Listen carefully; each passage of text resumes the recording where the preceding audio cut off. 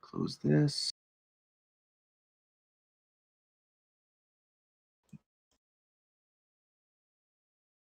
Close that.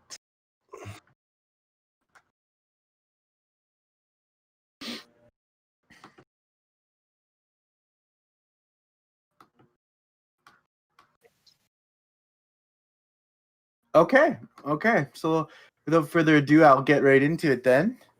So this was episode 5, right? Or session 5. Okay.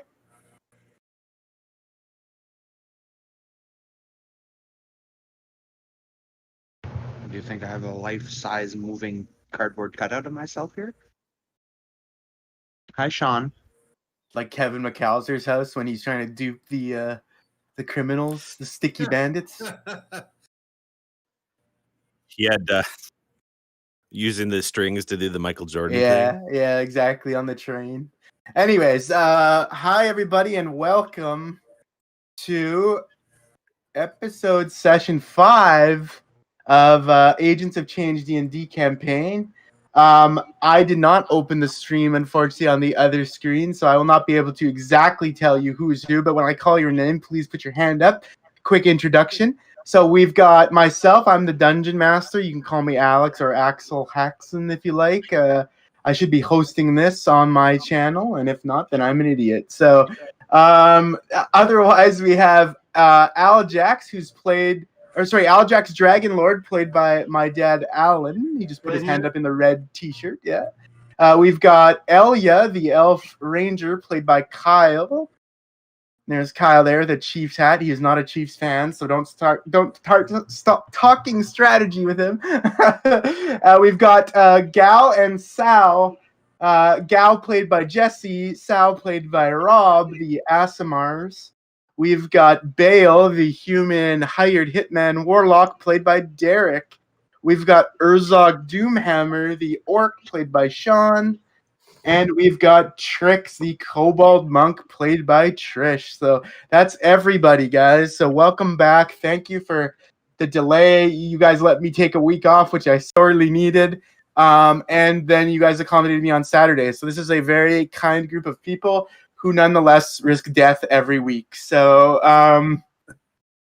without further ado, let's get back into it. So last time we were here, we were just about to set off to the city of Daggerford.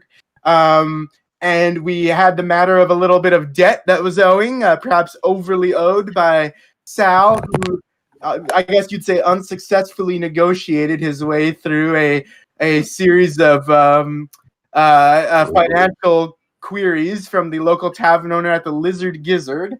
That put him out a fair chunk of change, but nonetheless, he was able to swing a few horses, though they look a little dead on their feet, towards a half day's travel to Daggerford.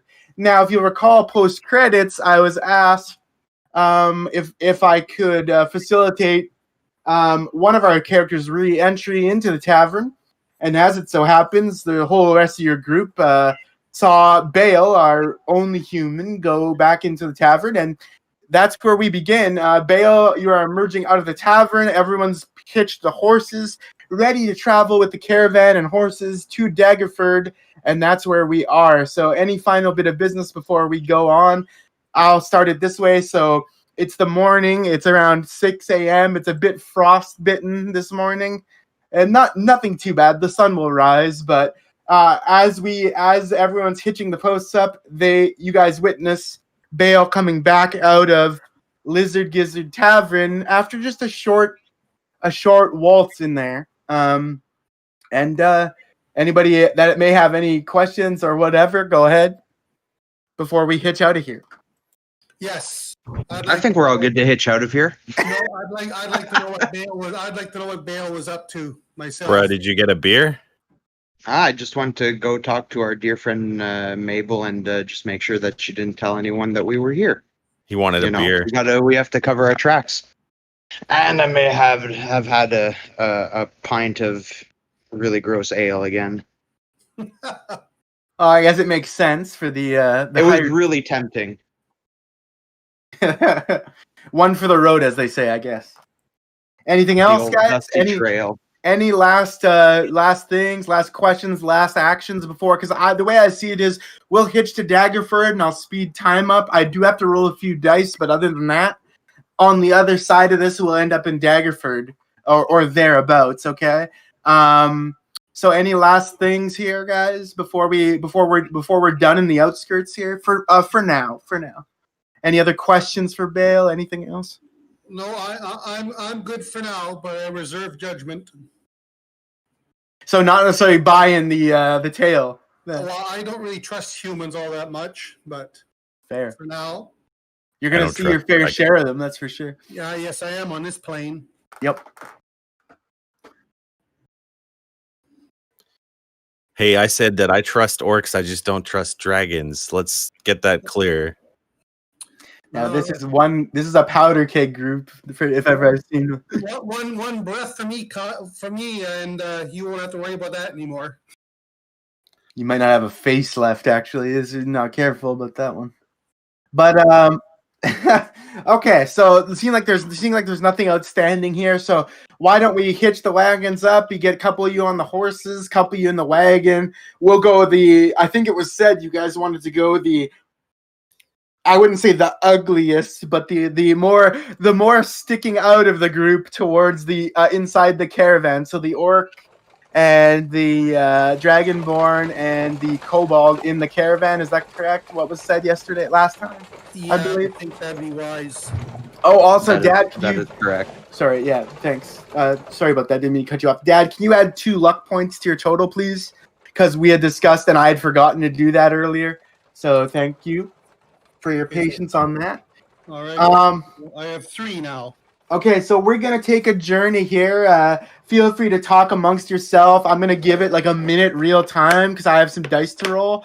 But you guys are on horseback, on wagon, trotting towards Daggerford. It's not far, but there's not much to see. There's just farmland, essentially. A couple hamlets here and there. Nothing different, really, than what you've seen already. So if you guys have anything to talk about, rehash over the next minute or so, feel free. I just got to look up some things and do some Can dice the rolls. people on horseback Look at the wildlife. caravan hear me? Yeah. Okay, I'd like to know if anyone's been to Daggerford before.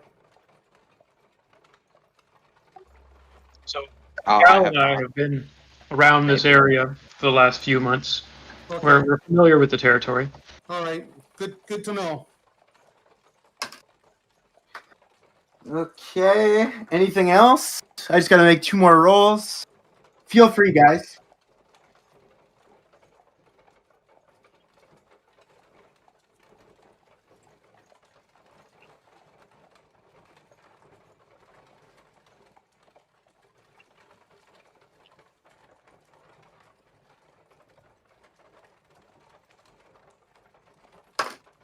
So is that a question for Bale then?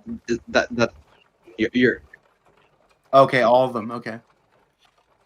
Oh, I was hired by an outside source to go in and find out what was going on in the tavern, and I made my way to the cellar. I like to travel around. That's kind of my thing. And then I heard some rumblings from my 2 Asmar friends here, and we decided to investigate. They spent a lot of time, correct, looking for what's going on in the area. Yeah, Is that correct, guys? Yeah, we're hired swords, mercenaries. Yes. Well, you guys, just as you guys are having discussion, you can imagine all other sorts of things. You have a wagon heading your way on the road here towards Daggerford. You may be maybe 30 minutes out by now if you allow me to speed the time up. So there's a wagon. You guys can pass normally, but there's a wagon and a lead horseman sort of like trotting towards your direction. And the lead horseman appears to be fairly armored and looks as though he has his hand up as he's trotting towards you like this, okay? So it looks like he is hailing like to stop your wagon or something like that. So couple last thoughts maybe or discussions before something happens here? You can get a look, you can stop. talk. Okay. Should Say we that again? stop or just keep going? Up to Should you we guys. stop or just keep going. going? I Keep think we just going? keep going. All I right. vote on keep going. Yeah, let him stop us if he wants. Yeah. Okay, so who has the? Let's. I know I didn't specify this earlier, but who has the reins in this outfit? I would say Bale. Is there somebody with like a horse rearing or anything like that? Animal attunement. Oh yeah, that would be probably me. Then it would make sense. I 'cause think have I think animal Sean handling. is involved in that too. Like We're in the caravan though, right? But he's in the caravan. I can Oh, yeah, drive true. the caravan. true. That's true. Yeah. Sorry, I- Gal. I have the proficiency to drive land vehicles. Oh, do you? Okay. Yeah. Okay. We just Well, got yeah, lucky for half an That's hour. my fault. Unfortunately, that's a rookie DM mistake. My apologies. So let's imagine that in retrospect, Gal, you're on the reins. Okay. Yeah, So- sounds good. So now you seem to have a group that doesn't want to stop for this armored hand request, but you are the reins holder. I mean, you can decide as you see fit within reason here. Of course, risking the ire of your travel mates or potentially something else. So it's up to you. Do you want to try to get on by, or do you want to just keep going unless stopped abruptly? Like, what do you want to do here, Gal? Unless someone wants to stop, I'll just keep going. You're just gonna keep going? Yep. Okay. So as you draw closer, it's pretty clear that that's not going to be possible because the guy in like silvery armor, he sort of brings his horse sideways, so there's not really much room for you to go unless you go off course. And we know that this wagon's not exactly like a dirt road's tough enough, let alone like just grassy knolls and whatnot. So it looks like you're gonna have to slow up here unless you try some sort of evasive maneuver with your horse rearing skills, your vehicle using skills. It's up to you. You can try to take this thing off road, but up to you.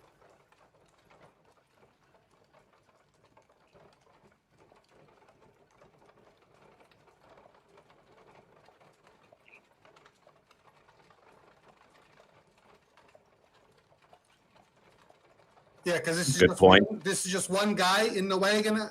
It's a lead horseman, like a scout lead in armor with like maybe like 10, 20 yards back is a wagon. Presumably they're grouped up together. Can't really tell who's in the wagon except there is a guy like sitting on the wagon lead, like kind of doing the reins. Other than that, you can only see two for sure people. That's all I know for sure. You can only see two of them. This armored guy who's brought his horse broadside basically to cross like 3/4 of this dirt road. So, it's one guy right now, at least. Right, but we're not sure of. Okay.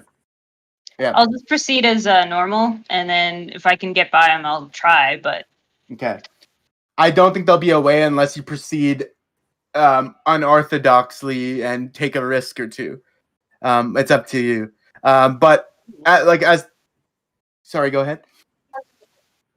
No, I can. basically, not letting me go No, by. I can. I can let you. You'd have to roll though.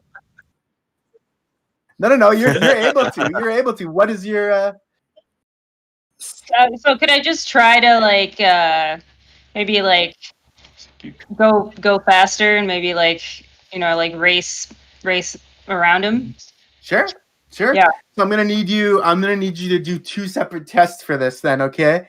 I'm gonna need you because you said you have a land vehicle skill, like Proficiency, okay. yeah. Proficiency. Okay, so you'll add 2, I believe, to any roll in this regard. Okay. But first, I'll need you to make an animal handling check. 15 total. That's what you rolled. 15 total. 16 total. Sorry. Okay, and now I need you to make a dexterity check followed by a strength check, please. With +2s added. Plus, 2 your regular strength and dex rolls.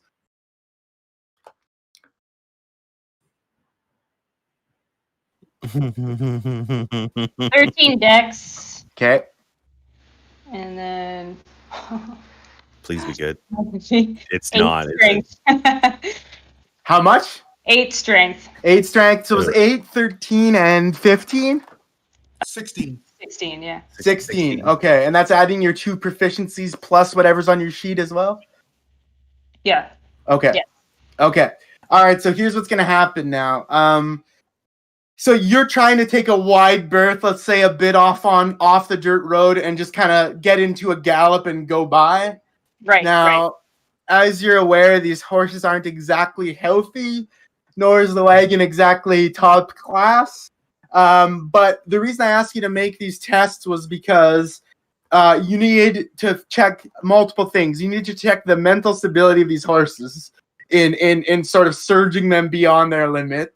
You need to check your own ability to yank and rear these reins and do the things you need to create this maneuver, and then the strength to sort of hold these beasts in check as this maneuver is going through. That's how I rationalize it as a DM, okay?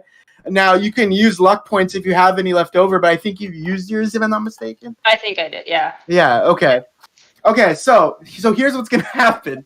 You successfully manage to get a wide berth onto the grass, and it's fairly regular grass at this point, but just grass off the right side of the road, okay? And you're about to try to do like basically a semicircle behind them and keep going, right? Right. Unfortunately, like you did manage the dexterity part as well, based on the DC that I have here, but you did not pass the strength requirement of this test, which in this case now means you were successful in getting by this caravan here, and in fact, it's caused the armor guy to rear the horse up. But unfortunately, your horses have sort of taken off on their own and have started, like, we're talking like you guys are bolting down the street now at the full might of your horsepower, and you don't exactly have control of that now. So you guys are now in what would be termed, I guess, in the future parlance as a bus with no brakes for the moment. Keep it above 50. Speed. Yeah, so I would like you guys all to take a strength test, please, as you try to latch on to the rickety caravan as your horses are taking you down the line. So if we can go down the line with your rolls, please. Yeah, D20s, thank you. I got 8. 8, Alex. 8, okay. I got 4. 4? 4. Okay. Oh. Okay. 11. Okay. 14. Okay, so I've got and then so we've got a 4, we've got an 11, we've got like a much. We got like a 16 in there somewhere, I think, right? Yeah. I don't want to talk about mine. What did you get there? No. 1 plus 1. So you got a 2? You got a 2? I got a 2. Okay, does anybody want to use luck points here? I think we have enough left. I'll just advise Trish. What did you roll? I'm sorry, Trish. Okay, I would just advise you that you're fine and shouldn't use any luck points, okay? And you can't share them, so. No, you can't share them. That's your own fortune and fate, so you can't share that. Okay, so everyone who rolled under 10, hands up, please. Fuck. So let's see, that's Sal, that's the Bale, that's Aljax. The Bale. Okay. All right. So these horses are, like I said, these horses are at full gallop, and this wagon is off road. Okay, so you kind of maybe hopefully get a visual here. This is a bumpy ass ride. Okay, so Bale, you just narrowly avoided tumbling off one of these horses.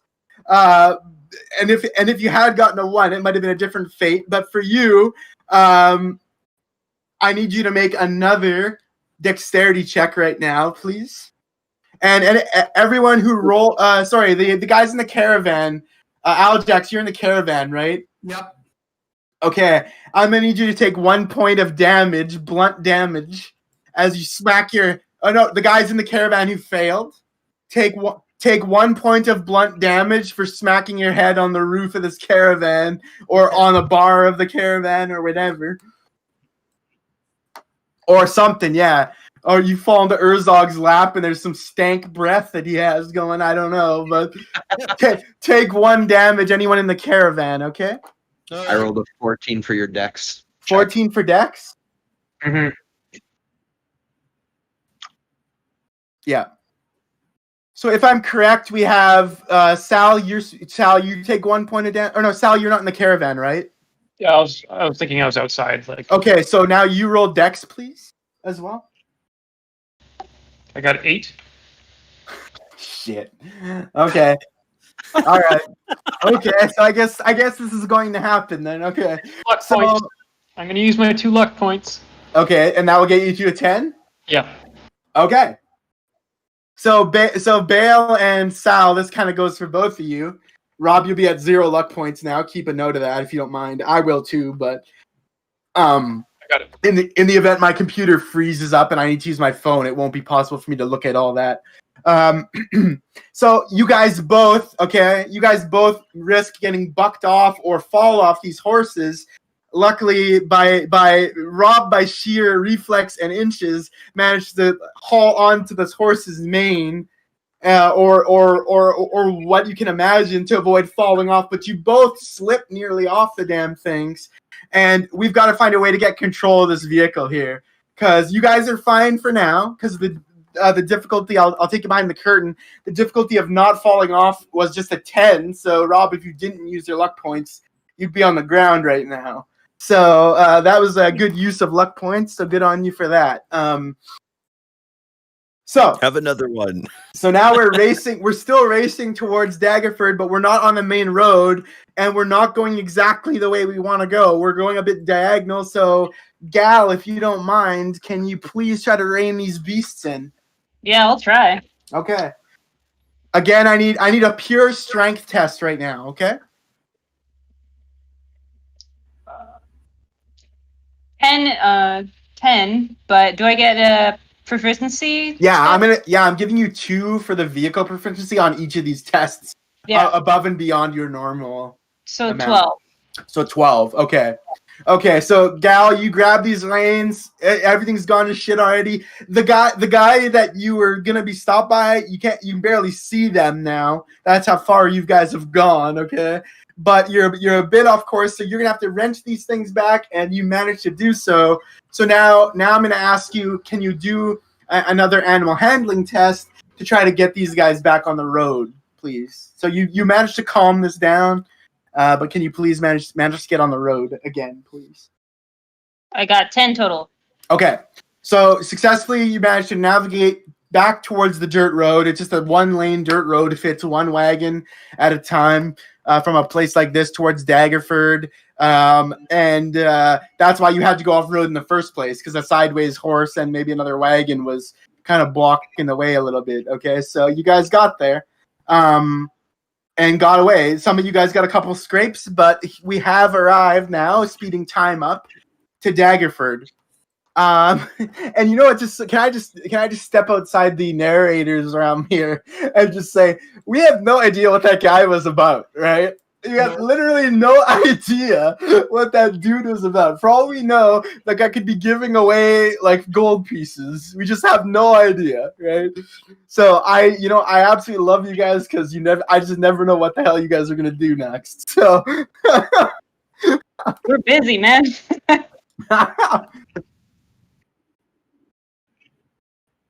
Yeah, so we had Aljax lose 1. We had Yeah, do you need to know what I'm at now for hit points, or? well, just I think Sean's tracking it on our stream, right? So He has it on on the side of our stream. Yeah. So I think what Aljax, you lost 1. Was that it actually? Yeah, so I'm at 6 now.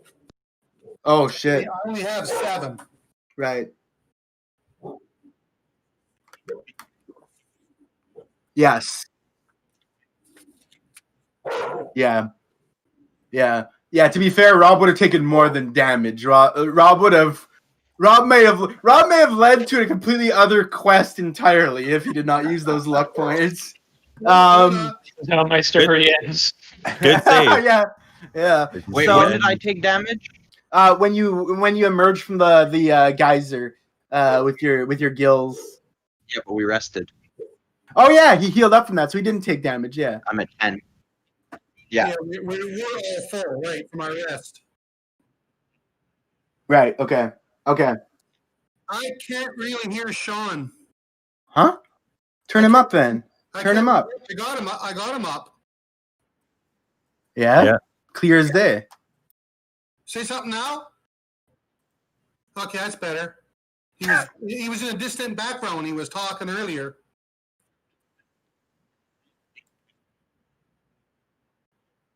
No. Yeah. Yeah. I'm frozen. Well, that's probably because I am about to freeze because this piece of shit Discord. But Dun, dun, dun, dun, dun.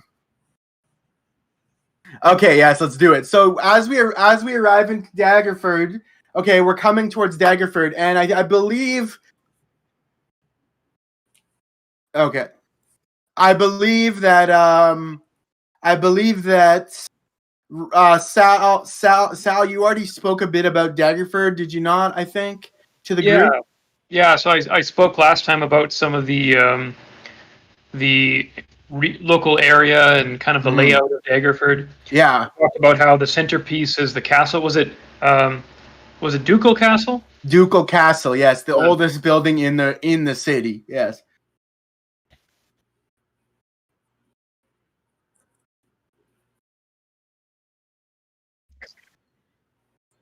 That's okay. Right, yeah. If she needs time to adjust, by all means, like, it's all good, you know? Yeah, You are the red box. Oh, no, Trish is the red box. You're the orange one, I thought. Yeah. Oh yeah, that's right. Yeah, Trish is the red one. You're the orange one.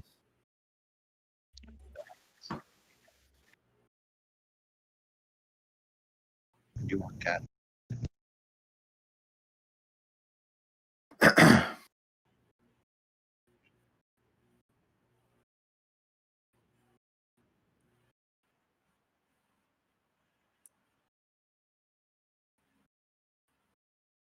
We good? Okay.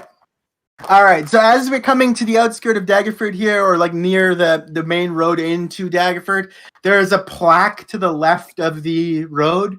By plaque, I just mean like a stone sign that has like metal etched writing on it. You can pass it by or you can take a read. It's up to you guys. It's a kind of like an obelisk with writing etched on a black back. You know, it's like a stone and metallurgy job with some information on it. I would like to stop and read it if y'all are down for that. Absolutely. Yeah, I'd Okay. like to read it too. Okay, Gal, yank these reins a little bit. You don't have to test, just yank the reins a little, and we'll read a bit here. Okay. Yeah, I'll yank on him. Okay. So, so this is a welcome to Daggerford sign. Okay, like I said, little obelisk, little bit of writing here. Built against the side of a low hill on the floodplains of the Delimber, which is a river nearby, this small walled town is dominated by the local duchess, Lady Morwen Daggerford.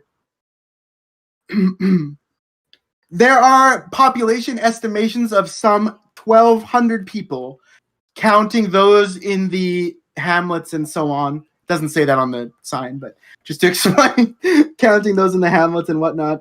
The Daggerford family has had control of the area for centuries at this point, and Morwen Daggerford is the first female amongst them, the first female ruler, and about the 7th or 8th in line of their lineage. Okay. Welcome to a pastoral haven, it says. Wide sprawling hills nearby will offer peaceful vistas, but beware of raiding orcs and goblins. Our town watch does its best and is always looking for more hands. Inquire at the garrison. Please enjoy your stay amongst fine inns. such as the my apologies, sorry. I had this here and then I got So- what's that? The Lady Luck, that one looks familiar. Yeah, Lady Luck Tavern, thank you. And there is also another. The River Shining Tavern, which is one of the most popular. So there's the Lady Luck and the River Shining Tavern. There is what's known as there's a very unique place in Daggerford known as the Traders Bank, Sword Coast Traders Bank. One of a few such places that allows merchants to store gold and retrieve it on connected sites like Waterdeep and Neverwinter. Okay, so this is a kind of a rare site in these lands, but it does exist in Daggerford. The sign also mentions visitors to Daggerford are advised both to avoid the tannery to the west and swiftly cross Tyndall's Bridge when approaching from the south. Doesn't say why, but an advertisement. And then there's something slapped on the side of the stand. Okay, the side of this little obelisk, scrawled hastily, and it reads in shitty writing. It reads, for jobs and stuff, see Grubbage in the Red River Shining Tavern. For jobs and stuff, see Grubbage, Red River Shining Tavern. Okay, guys? So, that's about it. So, without further ado, I'll take you guys into Daggerford if you wish. And there'll be more things with which to tell from there. What was the first goal that we had here? Because I can help direct the adventure that way. There's all manner of things. If you're looking for something specific, just say so, and we'll do our best to uncover it. There's things like like you can see where you can go find Grumsh. You can there's boards for wanted help. There's the garrison. There's the bank. There is the 2 taverns. There's an armor smith's. There's all kinds of things. Because if you recall what Sal had said, Daggerford's population mostly lives in the hamlets, and Daggerford itself is like a merchant haven. Really, like there's mostly shops, and there's the guild hall which runs the whole place. There's Lady Morwyn's residence in Ducal Castle, things like that. So a lot of things you guys can do here if you want to specify needs or interests. Well, can we rest up right now to lick our wounds? Well, I mean, you guys already rested just before this journey, so it'd be too early now. Okay. All right. It's only been a few hours. Oh, okay. I think I might be able to help you out there, Ajax. Well, I mean, I'm all right now. I was just a little woozy from the ride, but I mean, I'll be fine. I will see me if you need anything. I may be able to Tough it up, dragon. Yeah, I'll suck it up, orc. He's not an orc. I'm not an orc. I'm an elf. Oh, I'm sorry. impersonating Urzog. Yeah, I told you I was a little woozy. All right, guys. So,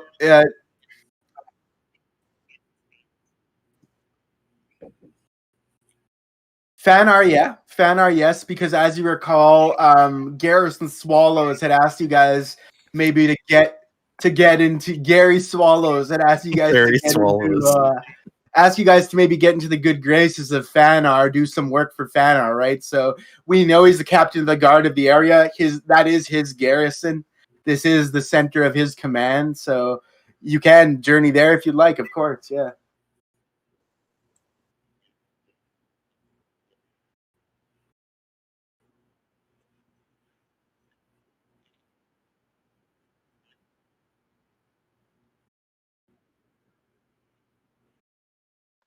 So, I mean, this is from what I know, at least, this is a pretty wild territory. The people who live here, they'll take any help they can get. Mm-hmm. That being said, I mean, I don't know everybody. We've only been here a few months. But from what I can tell, if there's work to be done, they'll have us.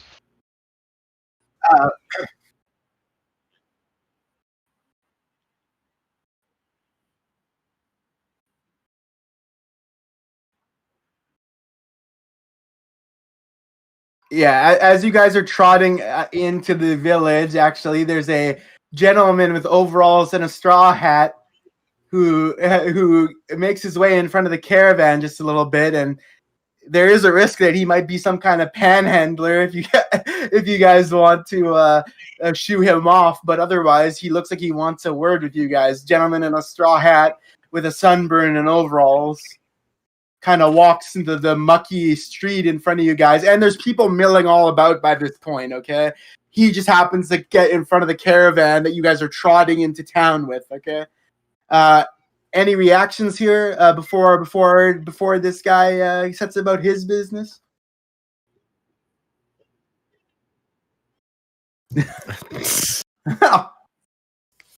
I'm not gonna kill anyone right now. At least not for now. All right, so the guy didn't seem to get any resistance immediately. I guess you guys draw the cart to a halt, and he's well, we ain't never seen a kind of like you around here. I've been here, Daggerford. I've been out to Hamlets for so long. You never know what you're gonna find. Well, I got a gentleman in a black cloak. You there? Look like you're human, but I don't know what else. And then we got a pointy ears too on the horses, and we got a couple gray ones. What have their armors on? I wonder what they're in that caravan. And he tries to peer into the darkened caravan to see what else is in there. So I'll put my hand in front of him for that one. Well, I mean, he's a couple paces off. He'd probably be able to see past your hand. I mean, you're not like right in his face. No, like holding him back. Oh, like no more? Okay. Yeah. Okay. All right. So roll an intimidation check in that case, please.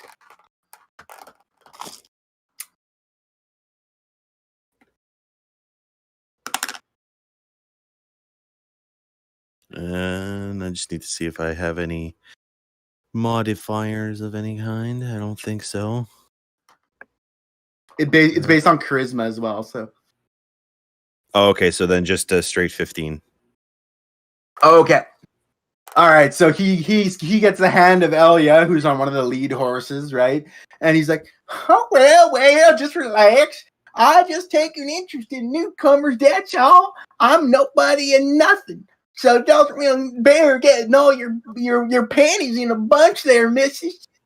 And he spits on the ground. And he's like, howdy, I guess I should introduce myself. I'm Geronimo McLean.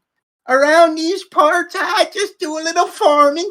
In fact, I was up a Daggerford from one of the nearby hamlets just trading some wheat the other day. But I tell you what, if you want some free Daggerfordian advice, you come to the wrong guy, because I don't live here. But nobody lives here, really, except merchants. But what I can tell you for sure is we're always looking for adventures, what have you. When you live on the outskirts of this place, mercantilism and such, you come across all kinds of families what need protecting and such like that. And he sort of like looks brim down as the sun crosses his face, and takes another peek into the caravan. And I need to roll for this actually.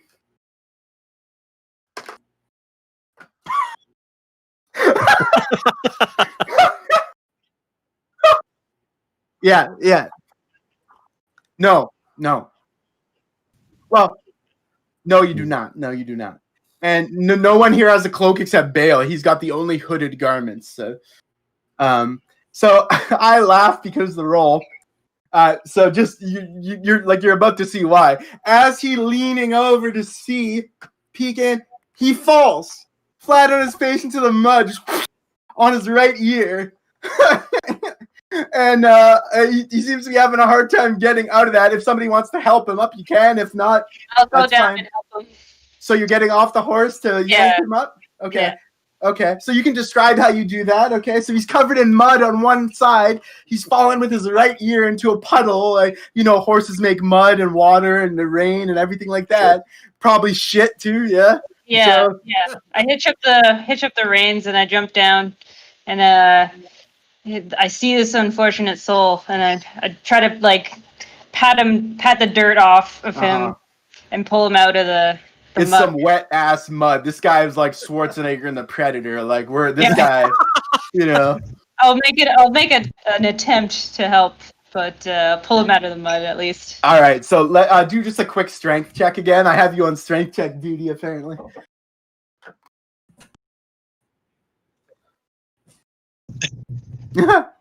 I got 14. All right, so you grab this guy by his two overalls, if you don't mind me describing it. Yeah, and you yeah. yank his ass up, like face to face, and then set him back a bit because he's like right to your face. Not many teeth, as you might imagine, just like our old friend Mabel there. But he's like, many thanks, you kind great one. You know they do say a lot about you people being blessings. Excuse my clumsiness.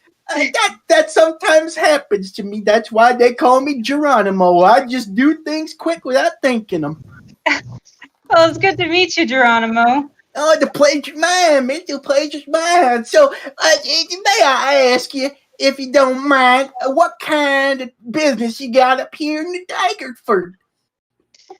We're just traveling around looking for jobs. If you don't have anything to do, if you wouldn't mind pointing us in the direction of a good place to kick our boots up. Sure, howdy could do. I don't know. Maybe you saw some. What's it's on the sign? I heard Grummish. He's been having his sign posted up on that other sign, which, by the way, isn't legal. And he's been told that how many times, but he still does it no ways, no how. And I would say for sure, if you go meet Grummish, keep your eyes in your back of your head and in the front, because you never know what he's up to. All right. Who is this guy? Who's what? Who's Grummish? Oh, Yeah. Grummish. Well, they say Grummish, he come from plain parts unknown, he did, and he just sat straight down in that tavern, and they say he never moves. But he's a big burly type of guy, so maybe he's just too fat to move. I don't know. But I don't like the look of him nor the stink of him, I'll tell you what. I bet you he's one of them half ogres. Things like that. I wouldn't cross him unless I had a whole bridge and an armed guard. That's what I'd say. So just keep your head on straight if you're going to go talk to him. And by the way, if you go by the barracks, talk to Captain Fanar, make sure you tell Fanar old Grummish done threw the sign back up there, which I got. It's illegal. You're not supposed to cover Daggerford property with your own bullshit. Thanks, Geronimo.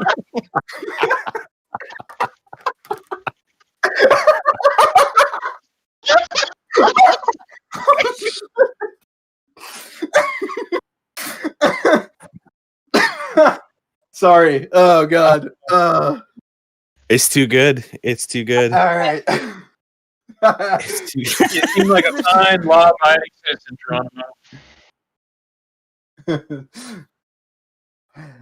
Thank you for the help, Geronimo. Ain't no problem. Excuse my language. I do come from a family of 14. You can't near tell their mouths really well. There's something going to come out of there eventually. Excuse my language, ma'am. And thank you for the pickup. A lot of people these ways would leave a man like me in the mud. And he steps off the road and hitches his britches up a little bit, and off he goes. Huh. Okay, I'll get back on the caravan. All right. Okay. So, you had asked him if he'd point you in the way. Unfortunately, all he really got to was talk about Grumsh. It's up to you if you want to make his acquaintance or not, right? But there are, I will say, in manner of direction, there are a number of postings. Like there's a posting wall, which is actually where Grumsh is supposed to put his request for assistance, not on the city stone. So there is that. You guys can check that in the town center. There is the garrison, which of course is going to have knowledge of the goings on around here, and maybe you'll see Fanar there, maybe you won't. There's a town square in general. Like I said, there's the board there. There's some other things too. There's a place to rest, a tavern. There's all kinds of things. So, what would you guys like to bring this horse up to? It's a short jaunt to the message board, if you would, the community. I don't know what you'd call it. Notice board, maybe. Can we go to the message board, guys? Do y'all want to go to the message board? Yeah, Sure. that sounds good. Yeah, I think Good that's a idea. idea. Good idea. Mm-hmm.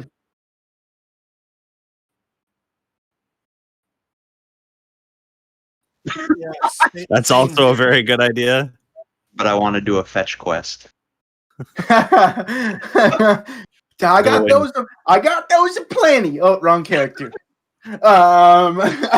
Okay, so you guys trot up to the town square. So in the town square, you notice tons of market stalls, sundries of food, all kinds of things. If you want to take a closer look, you can.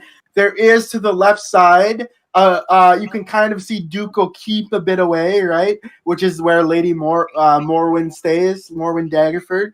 And on the outskirts of that, and near enough to the town square, is like the gallows, right? Like the hangman's gallows. And there are bodies hanging from those ropes yet to be cut down. And there is also like the prison nearby, the garrison. These are all kind of contained in the same way.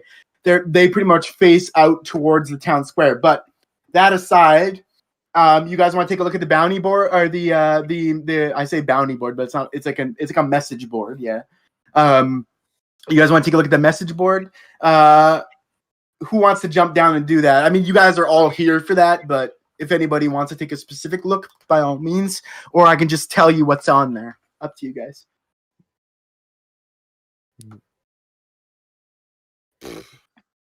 You could just. I mean, tell us. yeah, you can just tell us. Okay, cool. I will inform you guys what's on here. So, as you guys jump down and fundle about, you see that all across the all across the message board are see Grump for jobs and stuff. See Grump for jobs and stuff. See Grump for jobs and stuff. Like smacked and nailed over top of everything.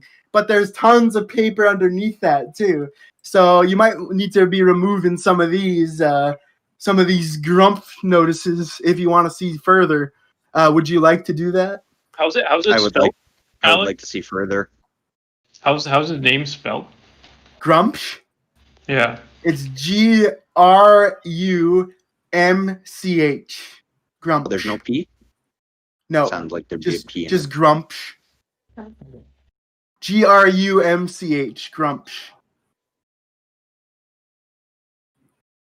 So you guys rip some of those down to see the bindings under the posts underneath, maybe? Mm-hmm. Yes, definitely. Okay, here are some of the postings. By order of Captain Fanar, any fighting men and women should turn their attention to the nearby forests. Goblin sightings have aroused worry among natives close to the forests and farming communities. Goblin heads will be paid a sum of 2 gold per 10 gold per hobgoblin or bugbear head. Delivered to the captain of the guard personally, C. Fanar. Any and all injuries sustained during this conflict with the goblins or thereof are the concern of the fighter involved and will not be factored into reimbursement. May the gods watch over us all. Signed, City Guard. That's one of them, okay? So, by the order of Captain Fanar, it looks like a goblin bounty hunt, basically. And like Geronimo said, there is like the sign said, there is a tendency for those lands to be raided. Either they're tribes separate from the Many Arrows Keep, or they're just, high on their luck goblin groups and things like that. There's some more besides that. Would you like to hear more? Yep. For Yes. sure. Okay. Fan of armor? Nerves of steel? Come see me at Helms for a chance to earn an honest week's pay for a single minute of time at the wrong end of a crossbow. My armor's so good it'll stop a spear. You've got to help me put it to the test. That's all it says. So It's an armorer at a place called Helm's. Helms, if you guys don't know, Helm is the Watcher, the god of the watch, the unsleeping eye in the Sword Coast area. So he is favored by guards and things like that. And he goes by the phrase "Helm sees all." His followers say "Helm sees all, know that and be judged" kind of thing. That's like his. He's the all-seeing god, I guess you could say. So Helms is named after that god in particular. A couple more, you guys. You guys want to see a couple more? Yep. Okay. Let's see what else we got here. Magical folk and people what make potions. The water in my well has turned viscous, heavier than it should be, snapped up my ropes and my buckets. A bunch of people have come to take some, but it's just strange tasting water once it's out of the well. Come down to my dairy farm south of Daggerford. I'll pay what I can. Regards, Daria. And one more.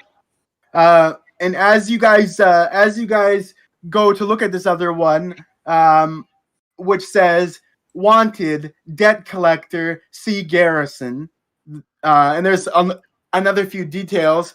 You hear the calling of a female voice behind you. Excuse me. May I please speak with you? And you guys can all turn, and I guess that. Go ahead. Right, three. You guys. I was just gonna say. I would guess that the orc and his crew are still not within sight range, right? So the ones who jumped down to take a look, you're being hailed by this lady from behind right now. So let's say we had Gal was leading the horse trot. So why don't we say Bale's the closest to her right now? But there's Bale, there's Elia, there's Gal and Sal in this group, and the rest of you guys are in the caravan. So Bale, you're the closest to her, so she basically catches your eye first as she comes towards you, waving a hand, okay, saying, excuse me. What do you want? Oh, thank you, sir. I do apologize for causing trouble, but I couldn't help but notice that you were looking at the notice board, and, well, I wondered if maybe someone among your number has any knowledge of strange happenings and whatnot, she says. Anyone have any knowledge of strange happenings?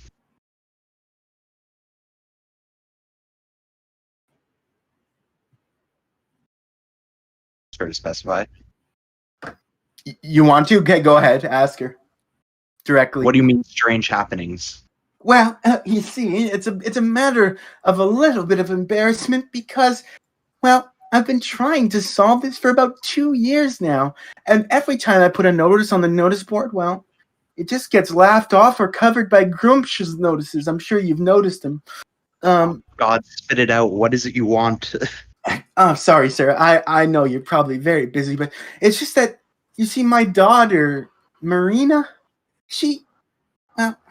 this is why I get laughed at, you see, but she keeps talking about her imaginary friend and I just don't think it's normal for a girl her age to still believe in something like that. And I thought maybe had you a cleric or like a wizard among you, you could maybe see what's wrong with her, because she's having a hard time making friends, and she thinks, all that she needs is her imaginary friends. I wondered if maybe you could pay a visit. I'll pay you to just come take a look. If any of you have any knowledge of anything of this nature, just like the mind and whatnot, I would happily pay you just for a visit. How old is she? My daughter's 11 years old. It's plenty normal to have an imaginary friend, but how much are you paying? Oh, well, I mean, I don't have too much, but well, I'm sure if you name your rate, I can match it, but within reason, of course. I don't really like to talk about my finances in the open. You see, I'm a widow, and that's an easy target for some. If you don't mind, maybe you can make a stop by my place just 5 minutes outside the city, and we can talk about a fee then if you just be willing. I just want you to come take a look at her and maybe have a talk with her, just to see. Because look, I'm not gonna sugarcoat this, but as a widow, it's hard to get a foothold in a place like this, and I don't want my daughter to just be a milkmaid, you know. And I would like her to be able to make friends with some of the guild charter families and things like that, you know. So I have some aspirations for Marina, you know, and maybe you could come help her. You talk way too much. Where do you live? What's that, sir? Where do you live? Just 5 minutes outside the city. You'll know the place when you see it. I'm the only house in that region, just by the Grove and past Durbo's farm there. 5 minutes outside the city. That's all. Okay, if we have the time, we'll come by. Now, please leave me alone. Okay. So she, thank you, sir. Thank you. I really appreciate your time. And off she goes. Okay. All right. So there is there is one more post on the board, and it just says.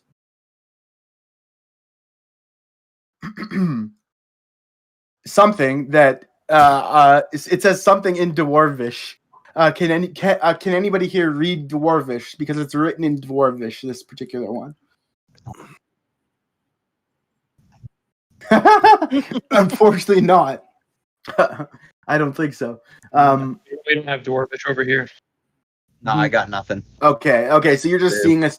So just to describe it, you're seeing a bunch of triangles, boxes, and weird script and things like that. Very non-elegant sort of designs. Very sturdy looking letters, as you might imagine from dwarfs. And you do see the name though in common at the bottom. Brack Goldspeaker signed it. Okay, so Brack Goldspeaker signed this notice. So maybe you might want to make note of that. So that's all that's on here right now, except for Grump's request. So do you guys have a good tally of what those things were? Do you want me to just wanted to recall for the party as well. Before we left, we heard rumor of some alligators. The alligators. We also had the invitation from Gary Swallows to see him at the garrison, which might be separate from these other garrison adverts. And then we also might be interested in Lorgum. But yeah, who knows what happened to that guy? That's right. You might be. So you've got a couple leads to follow here. Any of those appeal to you guys more than the others? Whether it's just visiting the garrison, or I think Sean Herzog, you had requested maybe seeing a tailor. Is that correct? Yeah, I'm speaking for him also. I think that's what we should do, because we need cloaks.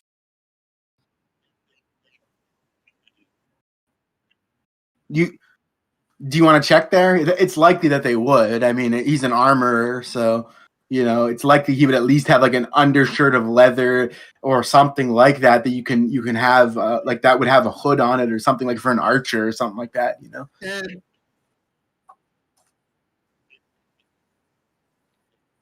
as you want to get shot in the head? as a In the head. pieces. Gal's got amazing armor. I mean, if we're gonna get like 100 gold pieces for testing out his like helm, then I definitely vote the orc to put him in the line of fire, and then we can split the gold. Yep. Once he's dead, we can take his money.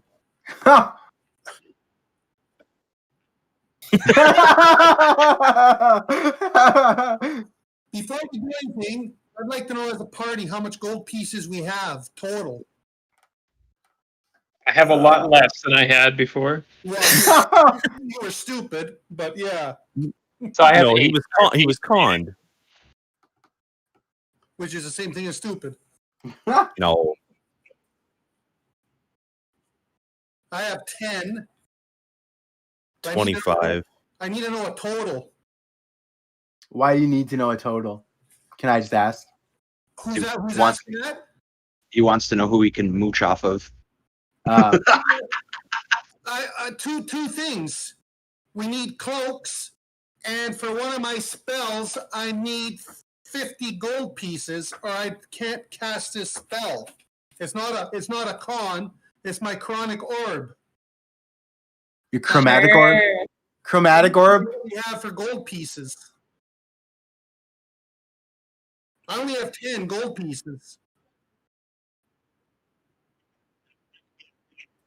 Yeah, he can take the arrow. There we go. That's perfect.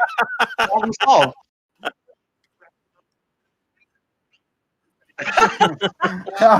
My breath is poison. Yeah. Should have took acid. Really. Poison does more damage over time. So remember that. So do we have a figure of what we got for gold? Well, everyone got to talk it out. Nobody pull that number out of their ass. Talk it out. I have 10. 25. I have 15. Okay, I have so eight. that's 50. Okay, so about 60. I feel like I have too much. I have 45 down here, but 45. Okay, it's about 110. Not as much as you think, Jesse. I don't know. I don't think that's right. Okay, I'll say we have under 150 gold.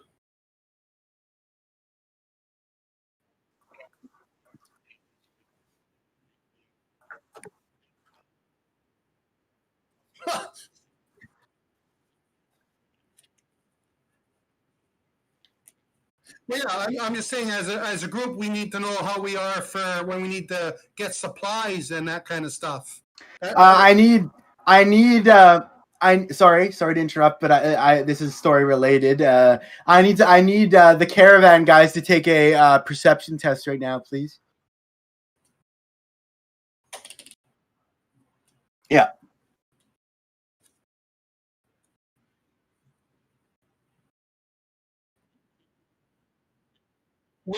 Wisdom, yeah. Okay, I got modified 18. Okay.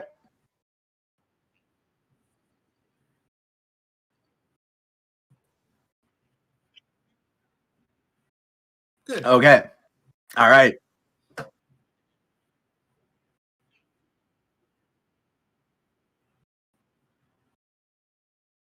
All right. So All right, caravan. Good job, Caravan. So as this discussion is going on between everybody and things, you guys notice that you hear what seems to be some sort of chatter. No, this way. I told you. No, over this way. Oh, jeez. And then you notice there is like a moving, like bulging, like burlap sack that is like sort of stumbled its way towards the caravan, and there's a little hand poking out, feeling around the caravan deck right in front of you guys. This hand poking out of a burlap like sack that's all like seems to be like bickering amongst itself. And it wasn't that much of a stealth job, but it's certainly a strange sight. So you've got a burlap sack covered entity with a hand reaching out, fumbling around the caravan suddenly from the front corner of the canopy area.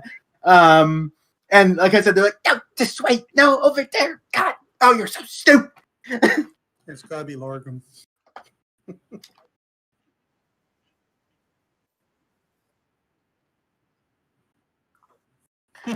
Okay, so Mr.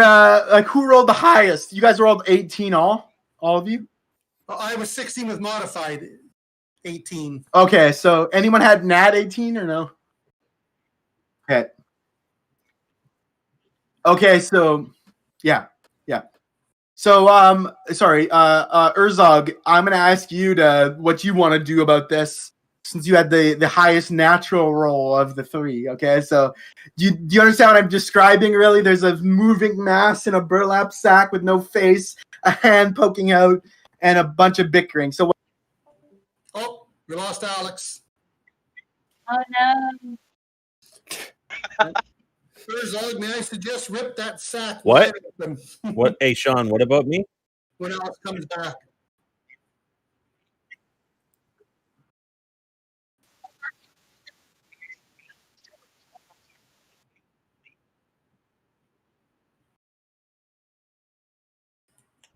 reach like 2 arms out and like grab the burlap sack and pull it in and clonk him on the head.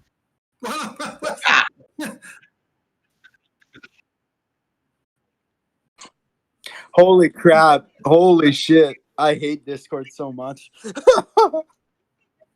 We lost Alex. I'm back. I hate Discord so much, guys, because my laptop can barely handle that shit. I'm back, though. Sorry about that. Okay, so last thing I asked, if I'm not mistaken, was... Hold on one sec. Sorry, man. I just got to mute Trish here on this side. Remember that he doesn't actually want to hear you.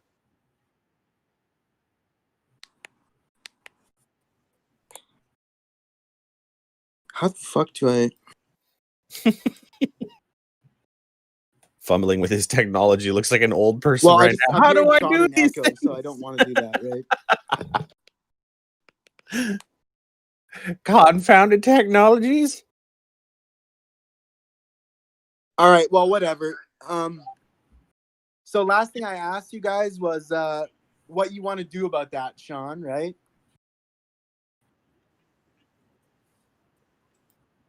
Yeah.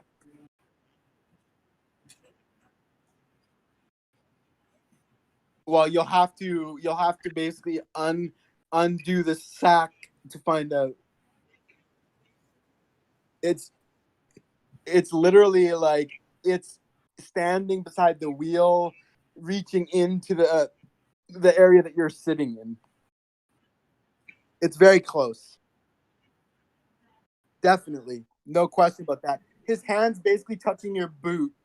So.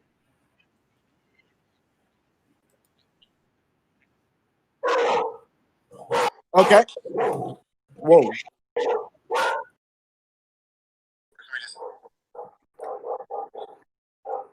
Sorry, I'm going to have to ask you to say that again. My apologies. No. You can just yank him.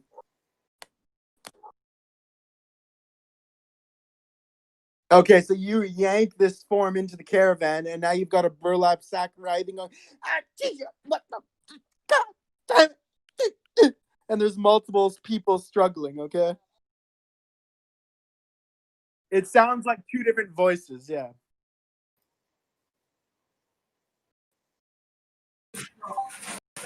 Okay. Okay, you're gonna rip the burlap. So do a strength check, please.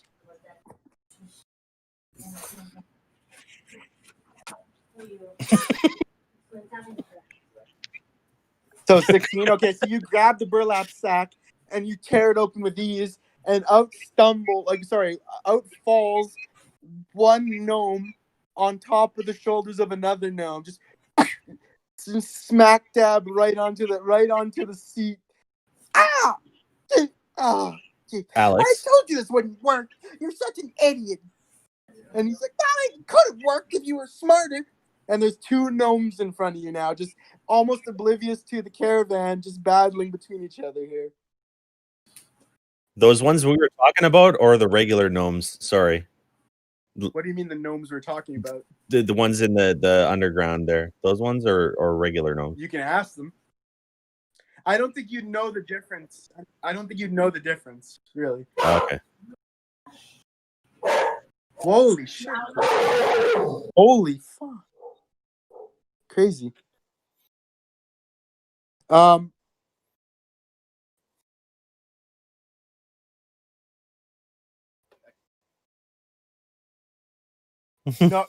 Sean, you're the guy that ripped it open, so I want you to make the first statement, please.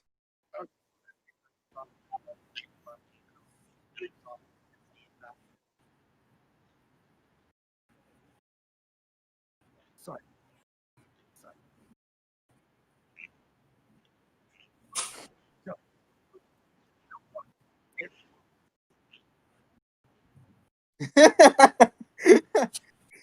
And at the booming sound of your voice, they sort of snap to attention, and they both start talking at once. Well, it was his idea. No, it wasn't my idea. I told you I just wanted to talk to them about the issue we're having. And you had to go and say, well, what if they have some shiny stuff in their caravan? And I said, well, that was a bad idea. And you said, well, why is it a bad idea? and they would just go on forever. Unless you want to cut in again, Sean. Okay, they. Oh, with this booming voice, they shudder and whimper and stop and stare at you. And what you see in front of you is a curly red-haired fellow with a mustache, and a little tiny goatee, and another older fellow with a wispy white beard and little sparse hair. So one's clearly older than the other. The older one on the right, the younger one on the left. The young one speaks first. No, I wasn't stealing it. It was just Godfred's idea. He's such a klutz. I just said, look, there's a band of adventurers. We have a problem that needs adventurers' help. That's Shouldn't what we got need. anything, but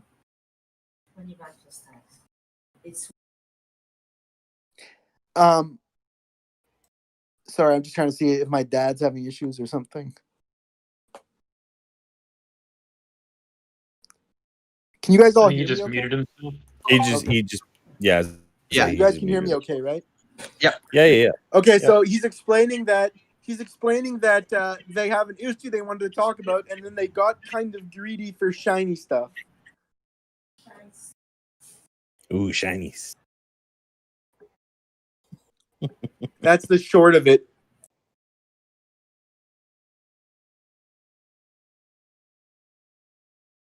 Possibly. And then before waiting for your reply again, they go, "Yeah, well, surely we can relax these tensions that stupid Gofford caused. I mean, I'm just here to tell you that they won't let us post on the bounty board because we're from Heartbuckler, the gnome village, just a few paces. Well, not a few paces. You always were terrible at math, Simon." They kind of go back and forth, and he said, "Well, anyways, the Heartbuckler has a bit of a problem, and you look like a very large sort of individual that could solve such a problem that we have."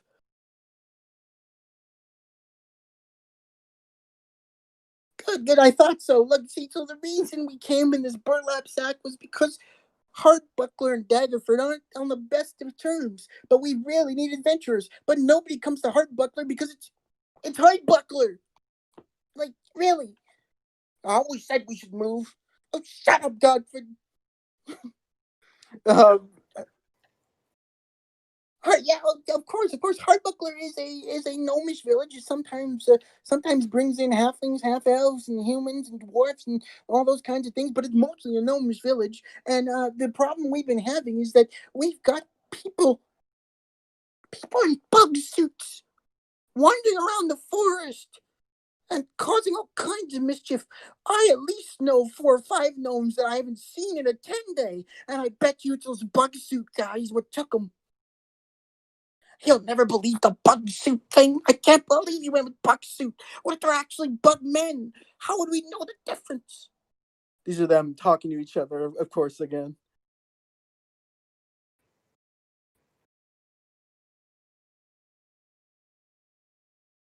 Well, I mean, it's really what it sounds like. Really, it's people in bug suits. There's no way it's a bug person. Have you ever heard of a bug person? Huh?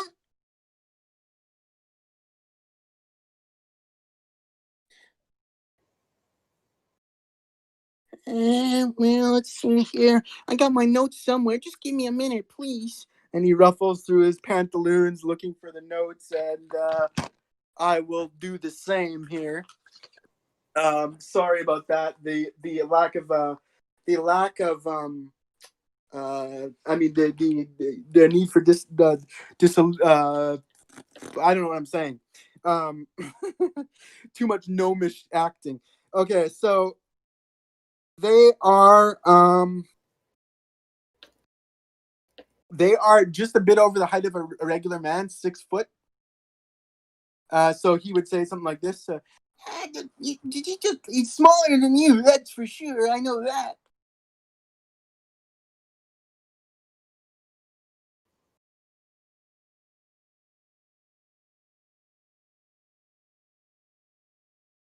Well, and they both say at the same time, well, like, I mean, and they sort of just both twiddle their thumbs because Hardbuckler's not exactly freaking interesting, so it could go either way on that one.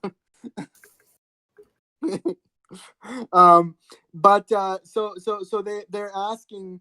So, well, actually, hold on. So, I mean, enough with the particulars, really, though. It's just that these bug men are pretty big and we're pretty small, and nobody cares. They don't send Garrison out to Hardbuckler. We don't even have a Garrison in Hardbuckler. We're too busy tinkering with stuff and doing all kind of whatsits and whatnots. Can you guys take a stop by Hardbuckler maybe sometime and maybe help us with this mischief? I swear it's just people in bug suits, but even human teenagers are stronger than us. So, I mean, crap. I'm here. I'm still here.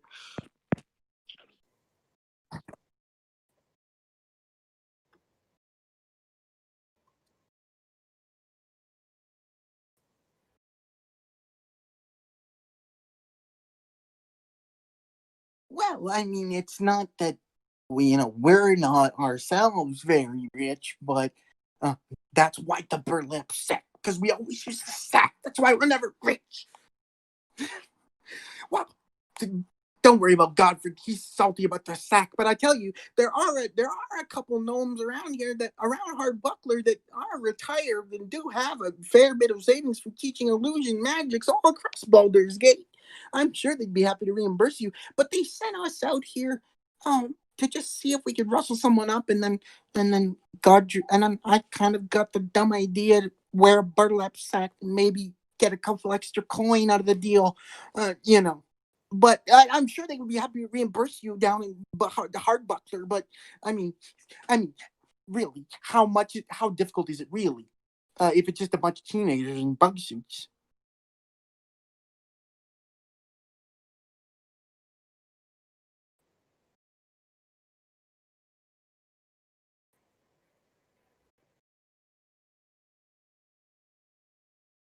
Well, it's not that there's no gold. There is gold. It's just up in Hardbuckler, and I can't count worth a dime.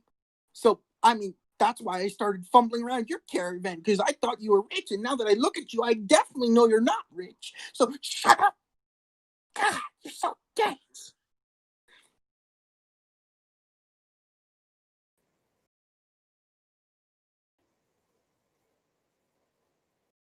Dwarvish? Of course we do. We're gnomes. People call us dwarves all the time. If we didn't learn Dwarvish, what the heck would we be doing? Of course we know Dwarvish. Why? What makes you ask that?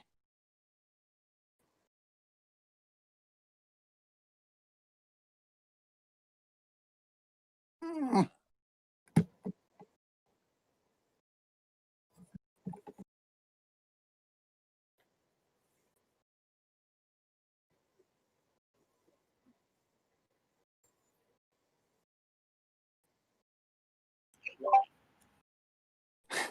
Okay. Okay. So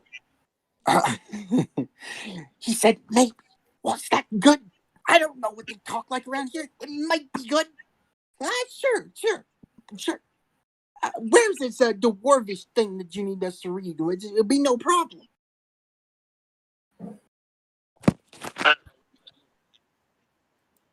Okay, fair enough. Thank you. Okay, so one of these two is reading now. Oh, this thing right here on the messenger board. Okay, let's see. Well, trust me, I know all about that. That's why the burlap sack. Anyway, so he pulls out like what is essentially like a optical like an optics device, but it's like telescopic, and he puts it to his eye and he starts to read. Let's see. Clansmen, heed my warning. The owner of something tea house is a dwarf-hating maniac.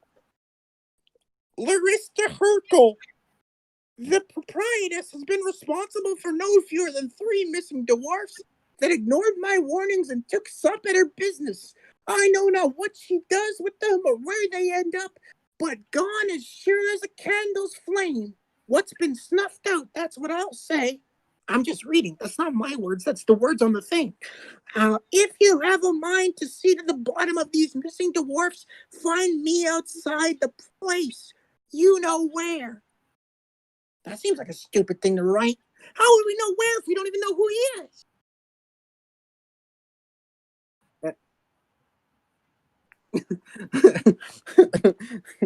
All right, so these guys turn back to you and say, okay, so is that a deal? I mean, I don't know what the heck that was all about, but these men in bark suits, they really got to be taken care of by somebody like you. And all of you, I guess.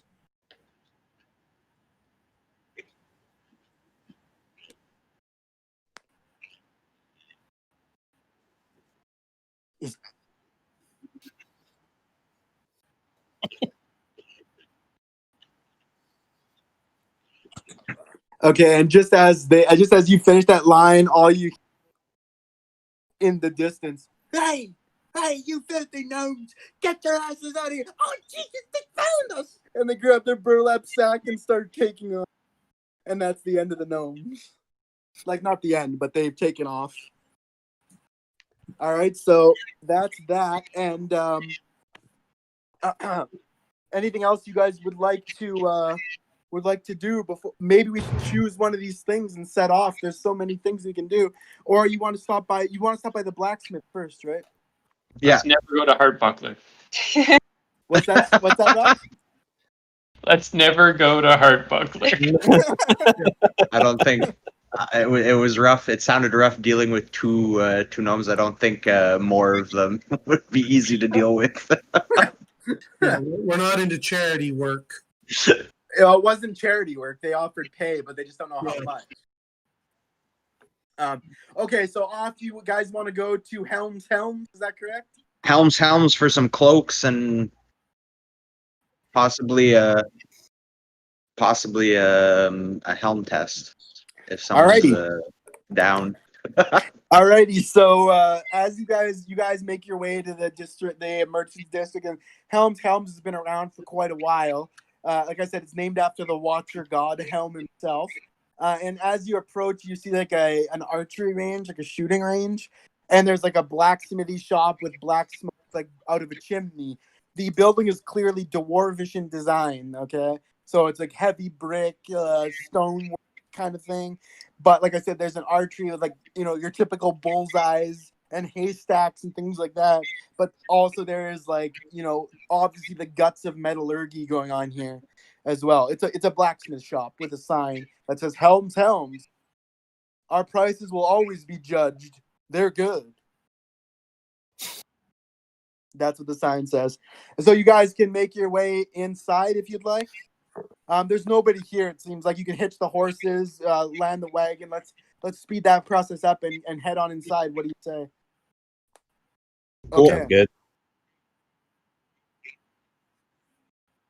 You're gonna guard it, Sean? Okay.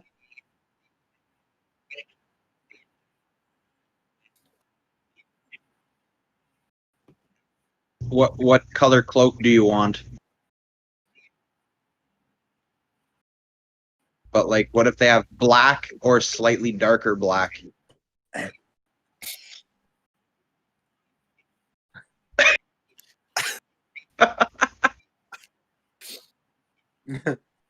All right. So is anyone else staying with Urzog? I am. Okay, Dragonborn, you are as well. Yep. And how about Trix? Trix, are you leaving the caravan or going? She's going with the group? Okay. Okay, so Urzog and Aljax, you're staying behind, so I need you guys to mute this for now. If you need to go to the bathroom or anything, mute go ahead and silence your speakers or whatever you need to do. And we'll get this part done here.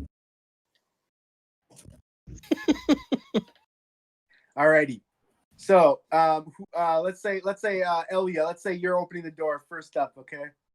And as you go in, you guys are all filing in. There's soot in the air of this place, and there is the bald pate of a sweaty individual behind the counter, and doesn't seem to take notice of your guys entering quite yet. seems to be humming and hawing. Yes, that would be perfect. And if one of you guys want to hail this guy, maybe just to walk up to the counter. Hell yeah, you can go ahead if you want. Yeah, might as well. So I'll just go up to the counter and knock on the counter. Okay, so as you go up to the counter, you peer over, and there's a 3.5-foot dwarf behind the counter that's much too tall for him. And as you knock on the counter, you startle him, and he looks up and, oh, a customer. Whoa, my God. And he grabs 6 tomes, stacks them together, and jumps up on them, and now he's as tall as you. What can I do you for? Welcome to Helm's House. I am Gurbage Gobbleford. It's a pleasure. It's good to meet you. Me and my friends are here. Go ahead. I'm for sorry. stuff. Me and my friends are here looking for a couple simple things. Simple. I don't do need to- simple. I only do miraculous. That's what I always say. We need a few cloaks. And I need a couple arrows. A few cloaks and a couple arrows. What do you think I am, a tailor? I'm just kidding. Of course I do that stuff. But I wonder, what if I give you what you want if you do a little test for me? I don't know if you saw my ad on the message boards, but I'm really in need of someone to test this here fine helmet. And he pulls up a helmet. Doesn't seem all that special. It's just sort of a skull cap sort of design with things over the ears. That's about it. And there's no faceplate or anything. And this here fine helmet, I just need someone to test it before I put it out on the market. Why don't you test it for me, and I'll get you your cloaks and arrows? Deal? Only if I'm the one shooting the bow. I'm not wearing it. Well, of course you're not the one shooting the bow. I have a handmade ballista for that. Ballista, you said? What? Ballista? Maybe I oversold it a bit, but it's a bit of a honking crossbow. Us dwarfs, we don't take anything too comically. It's always serious with us, right? So a hand ballista, what's the big deal? Alex, if I look around, can I see the ballista in the shop? back? You can see swords, axes, shields, armors, helmets of all kinds. There is no ballista here, though. There is no obvious, whatever that would be, a handheld ballista. There is no such thing. Can you show us the ballista? Well, I'm happy you asked. He goes by. He jumps off the books, goes underneath, goes behind the desk, and drops a ballista that looks like the size of like a crossbow for a giant, but has like 2 handles. And you see here, it just takes one of these loaded bolts right there. I just put that right in there, brace that against the stone wall outside, and you wouldn't believe the power behind this thing. But I guarantee my helmet will follow through with it. I guarantee it. And you'll be happy you wore it. Tell you what, if you put the helmet on and it protects you from the arrow, you can have the damn thing. That is a siege weapon. That is a siege weapon. I am not wearing your flimsy helmet and taking a siege weapon bullet from it. A bullet? I don't know what kind of arrow. weapon. Whatever. An arrow. We're talking about a bolt, son. A bolt that could lay a dragon to death. Okay? And if anybody should like that, of course it wouldn't be one of you elves. Anyone among you have sense? I'm offering you a free helmet, free cloaks, and free arrows. All you gotta do is wear this damn thing. Have you tried the helmet on its own already? Of course I've tried it. Except the only problem is I'm too small. So when I stand in front of the ballista, I can't get my buddy to even shoot it at me. I'm too short. It doesn't have a low range. It's for hunting dragons. But I guarantee the helmet. I guarantee.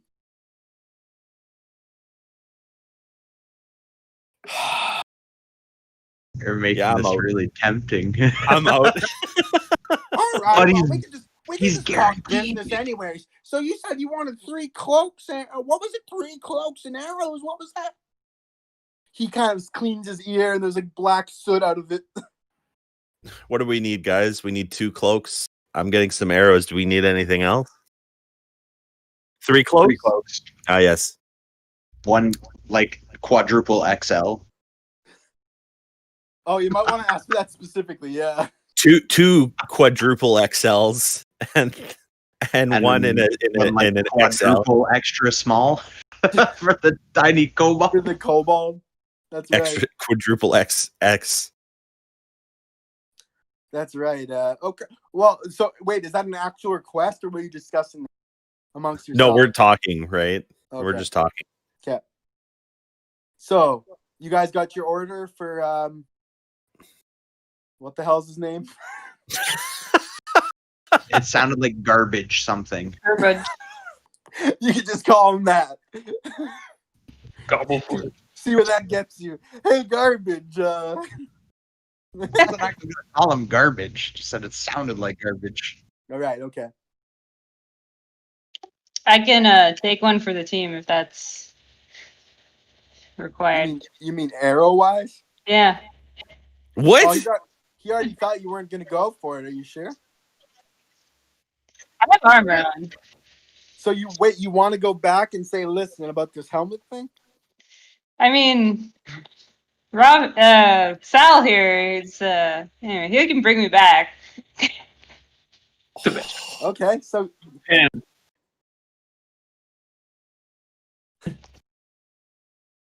And okay, so do you want to approach him then, Gal?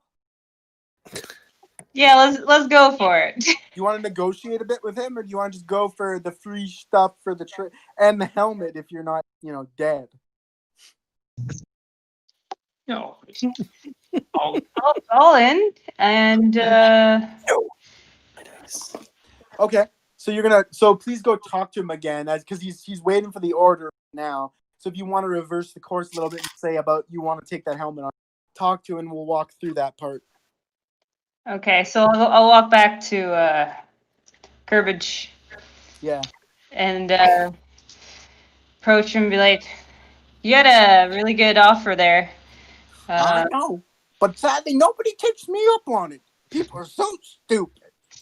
'Cause it's stupid. So does that pique your interest, milady? Yeah, I'm interested, but it'd sweeten the deal. I mean, I'm putting my life on the line here. Oh, that's what you think, but I tell you, your life's completely fine. It's like somebody saying, go swim in the shark-infested waters and I'll give you 15 gold and there's no sharks in them. Right? There's literally no danger whatsoever.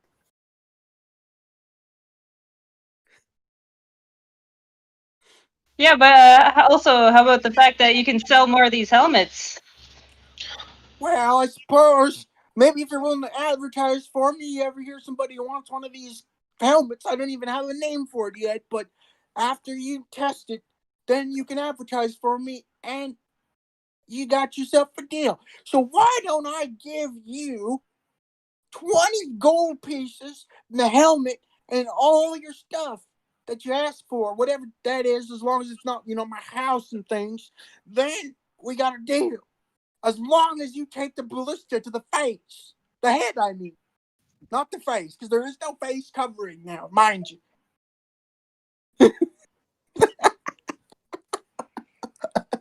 I think you got yourself a deal. Okay.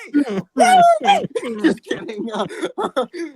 Well, awesome. That's what I like to hear. Finally, someone with some sense. Of course, it would be an ASMR. They say all kinds of good things about you. Follow me back to the firing range. I'll get this here, baby. Ready for action. So you guys go out. You guys go out the door to the firing range, please. And now Urzog and them, they can come back into this because they see you guys.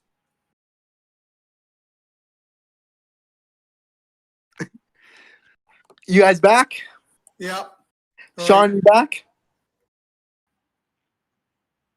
Okay, so surprising for you guys, you see the whole group plus the dwarf going to the shooting range. You may want to hop out of the caravan for this. Any Hey buttons guys, come in see this something whole fun. You guys might want to ask what's going on. I'm getting you your stuff. In probably the dumbest fashion I can imagine. I'm taking one for the team as it goes. Orc, do you know what a ballista is?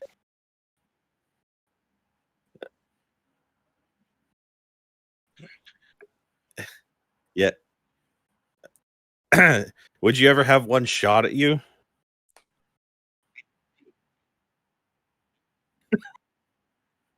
Just get a ballista fired at a baby. So as the conversation's happening, is it fair to say you guys have jumped out of the caravan now? Yes. Okay, so as you guys jumped out and you're kind of conferring at a distance, our dwarvish blacksmith friend, he's got this honking, like, double crossbow handheld ballista, which I likened to essentially a crossbow for a giant, but he's got it in his two hands with two holding devices, like he's holding a Tommy gun, but it's like a massive ballista, self-held ballista launcher. And he's bringing it out to prop it on the thing next to the firing range. And you notice that, Gal, you're going in front of this thing, right? Yep, I am. Any objections to the guys who are just learning what the hell is going on here? Well, why is she doing that? Good question. For fun, you know. You can ask the proprietor. I didn't get that. You can ask the proprietor if you like. He's within earshot. Okay, well, why is Gal taking a ballista bolt to the face? Okay, so he hears the call, turns out, holy jumping! That's a dragon, an orc! He readies his crossbow, hand shaking his ballista bow, but he can't hold it upright necessarily. And as difficult it is to see me, that's basically him behind his bow, just, oh my god! And he's a dwarf. He's Settle down, a dwarf. 3.5-foot dwarf with a giant ballista hand bow. And he's aiming it at you guys, but he can't keep it straight. So, does somebody want to calm this guy down? Settle down, dwarf. Well, They're I've with never us. seen that like around here, except for the War of Many Arrows. I'm Garbage, proprietor of this here place, and I have asked your intrepid community members to test my helmet. You probably saw my ad on the news board. I said, test my helmet, and you can have some stuff. Well, we agreed what the stuff would be. I think you guys said 3 cloaks, some arrows for the pointy ear, and what was it, 20 gold pieces, I think, plus one of the helmets. That's if you guys advertise for me when you know that the helmet's a fine piece of craftsmanship. All I need to do is fire this here honking ballista right at her face. Head, I mean. There's no face shield. It just, and he shows the helmet, and it's just a skull cap with, like, ear coverings. That's really all it is. And he said, this here helmet's going to change warfare forever. Trust me. So he hands you the helmet, because he's eager to get on with this. Gal, he hands you the helmet. Okay. Can I look at the helmet? Can I inspect the helmet? Sure you can. So what does it look like? Well, it's sort of like it's got it's what I call a skull cap, by which I mean like it's got a rounded dome. There's steel that drapes over the ears. There's nothing on the face at all. It looks like regular wrought steel, like wrought iron craftsmanship, but there are some interesting, I guess you'd say like alloys, like seemingly lined in the metal or something. Like it's hard to. You're not a metallurgist, so it's hard to tell exactly, but it looks like regular craftsmanship until you look a little closer. There seems to be something else there to it. Maybe like a bronze shimmer amongst the steel, something like that. Okay. Yeah, anyone want to look at this helmet? Anybody with Arcana?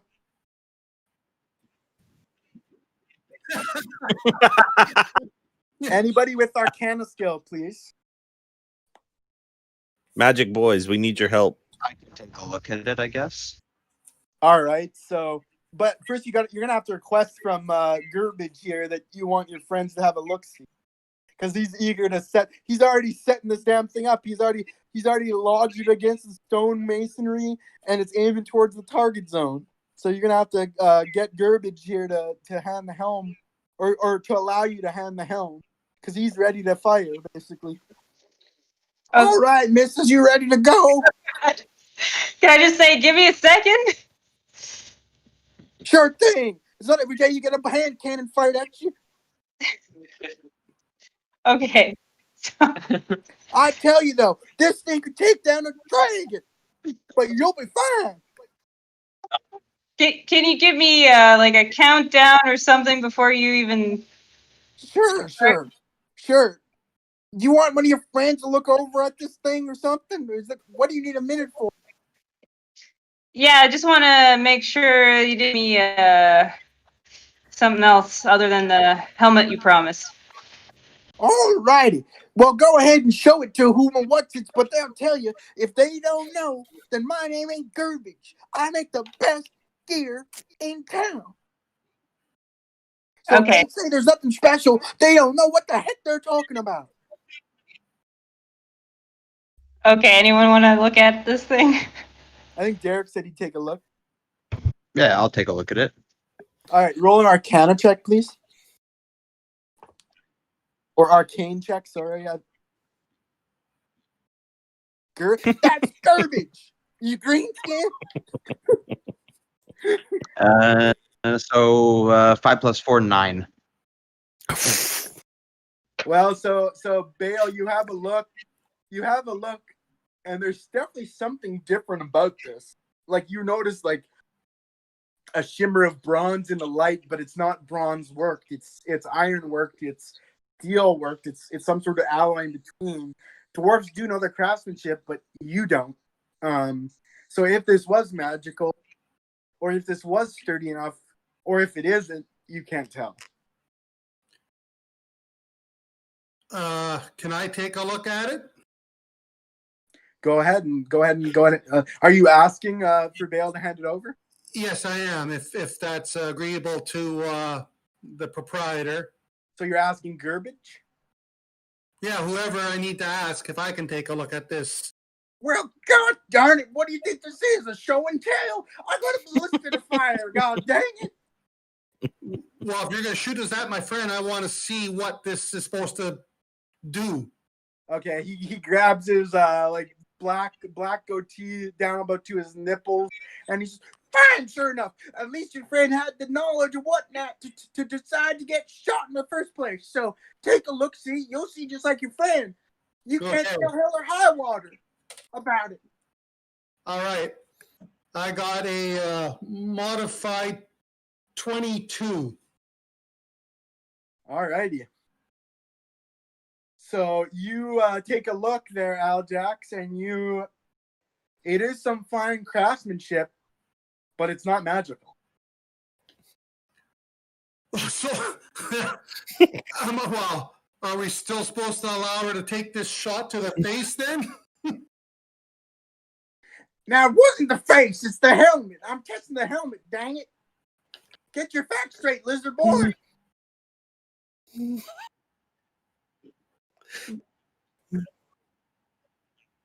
She put the helmet on her noggin like a regular person would. And I fired this dragon killer right at her noggin. And I swear, like I told her, it's like swimming in a sea of sharks, but there ain't no sharks in it. AKA, you're going to be just fine. That's my guarantee as Gerbage, proprietor of this helm That location. this helmet is supposed to repel that shot from the ballista.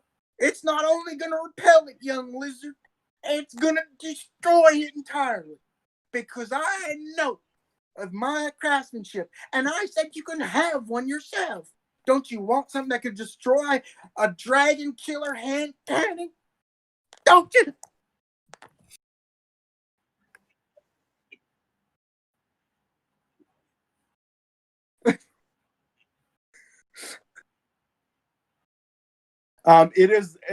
Just to be clear, the ballista itself is like as big as Trix.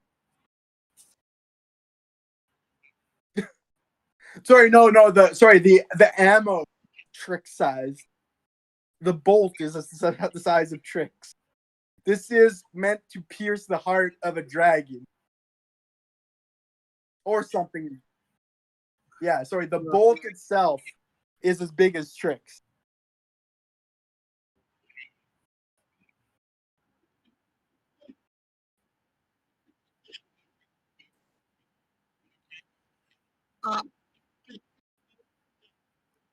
Yes, I can cast shield. Unfortunately not. Shield is a reaction for yourself only. If you were the guy in front of it, then yes, you could. So I mean, you might want to make that arrangement potentially. I don't know if what's his face will go for it, but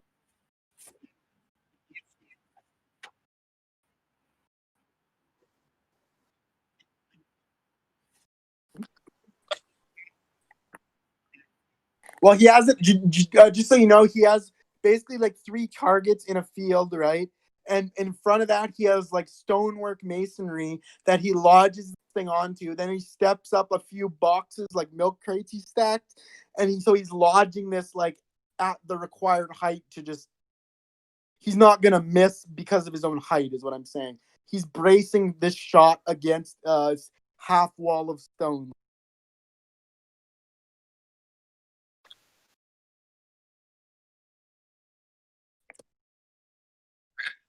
Could I just like hold it up to like the target and then like jump out of the way at the last moment? So, are you asking Gerbage that? Yeah. Well, as I said, I'd like it on the noggin. But if you want to hold it above your head, that's fine. Because like I said, this here dragon killer doesn't have a low range. So I can't really decide to shoot it lower. So if you want to hold it up in your hands, then that's fine with me. I just got to hit the damn helmet. That's all. You can put a dang watermelon in there if you have to. But I tell you what, it's not going to matter. Okay. Yeah, I'll hold it and then and then you give me a countdown. Okay. Jump out of the way.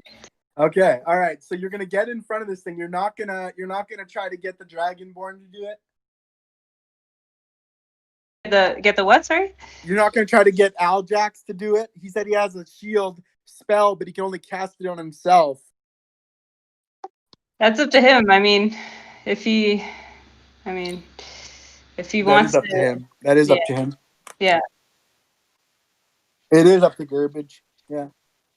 It may require some negotiation, but it's not a bad idea. Hey, Aljax, can you hear us? You're muted, though. Okay, I'm here. Now, before this happens, do you want to try to intercede to get yourself in front of this ballista with which you could maybe use your shield magic? I'm just asking. It's not a bad idea. If Gal had no plans to protect herself from this, I don't see any other option. Okay, so do you want to talk to Gerbage then? Like, do you want? Sure. Okay. I'll talk to Gerbage. So as this is happening, Gerbage has set up his ballista against the stone half wall to brace it. He's tinkering with some devices, and Gal, you've already stepped out in front of this thing. And she decided, I don't know if you heard, Dad, but she decided she was going to hold the helmet up in the air and let Gerbage shoot, because this does not have a low range, because it is a dragon hunting ballista. So you can't really aim it down and fire. So he can only aim it or keep it steady. So she said she'll hold. She's not actually wearing the helmet? No, she's going to hold it up in the air. Oh. They agree. They agreed on that. Okay. You good with that? Yeah, I'm okay with that. She's not wearing it. All right, little lady. You ready for this then? He cocks back this thing and it makes a loud. I've been waiting for this forever. You can close your eyes if you want, but it ain't gonna matter. Just give me a countdown. Right. Now hold the helmet up. So he wants you to do a strength check, okay? Hold the helmet and hold it steady, damn it. Do a strength check, please.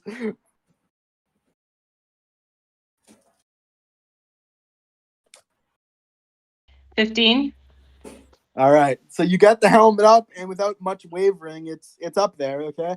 And he's sighting in on the crossbow, on the ballista, on the dragon slayer, whatever you want to call it. And his beard's up against the stone, and he's all right, little lady. This is gonna be the best choice you ever made. Remember that Gurbage is always a man of his word. A dwarf, that is. Now,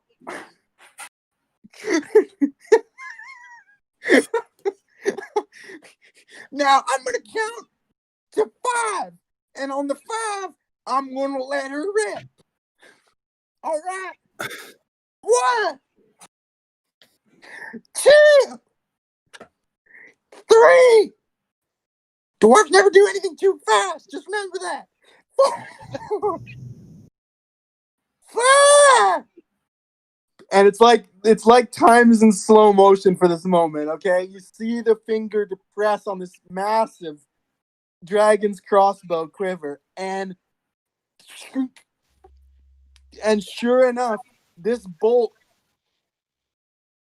gets gets knocked into flight, and it is huge.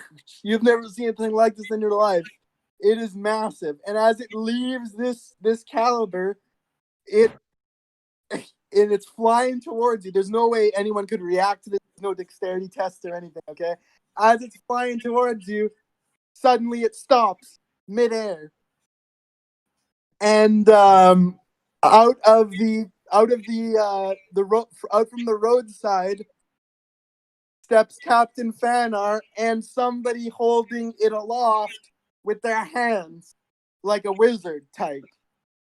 And they say, and Captain Fanar is the first to speak. The wizard has a blue hood over his head, and he's concentrating pretty severely to sort of like Yoda hold this X-wing in the air. But it's, in this case, this giant ballista ammo stopped dead in its tracks about halfway to flight. And Fanar speaks up and says, "I see you've met Gurbage. Gurbage, what are you doing?" And Gurbage turns, and the wizard drops the bolt, and it hits the dirt, and sand goes everywhere. "Oh, for Christ's sake, Fanar! I just had somebody to test this damn thing." Sorry, one sec. One second. So, I finally got someone to test this damn thing, and you can't have to come and ruin it. Gurbage, we've already tested it in front of our staff. It's punched through every armor that we've ever made. Well, I know that, but I made this here one. It's perfect, I tell you. Like the last 10 helmets, Gurbage?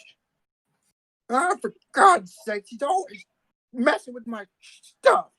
And he sort of like kicks dirt, kicks rock, and sort of looks to the ground. And then Fanar looks up at you, and the wizard beside him, you notice, is a somewhat fair maiden female with a blue hood. She pulls it back, and she's braided hair in a tight brown braid, and she's an elf as well. And she doesn't say anything, but Fanar says, "Listen, we now, I told you guys not to get in any trouble. You know that. You remember me saying as much, do you not?"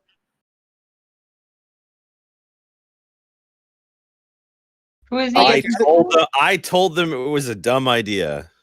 Well, you'd be about the right of it there, missus, because old Gurbage here's never let this thing go. he always said there's a dragon hunting bow. Like, he can build a helmet to stop. Now, he did make a hell of a bow, I'll tell you that. But he ain't made any armor yet that can withstand that force. And not just about Serena here, I should say, just about saved her life. Now, if we're done with these jokers, I need you all to come with me because we've got a problem that needs addressing.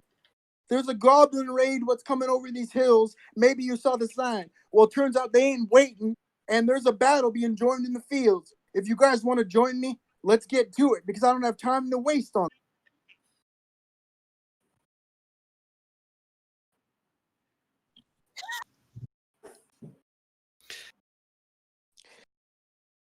Yeah, can we grab those four things quick then? You look to Gurbage, right? And you asked that, I guess? Yeah. Well, for God's sakes, it's going to take me at least a 2 days to make that stuff. You think I have that stuff in the back? An XXL size leather hood? Are you kidding me? He's going to need time to make You it. do have arrows, though, don't you? Yeah, I have arrows. God, you elves are so impatient. For somebody that lives 1,000 years, you'd think to be able to wait 10 minutes. He's obviously frustrated. But his 3 foot, he sort of grumbles and walks toward the barracks. But Fanar doesn't want to wait. Fanar has Serena with him, the wizard, and he says, "We got to go now. You can come get your stuff after." These goblins are about to descend on one of the hamlets nearby. 10-minute walk nearby, or 10-minute ride nearby. And he's brought extra horses and whatnot, and you can bring your caravan. He says, "We got to go now, because if you want to help me with this, we'd be much obliged. I don't have the men I used to, but there's a goblin horde coming through, and we got to take care of it. So you with me or not?" Says Fanar.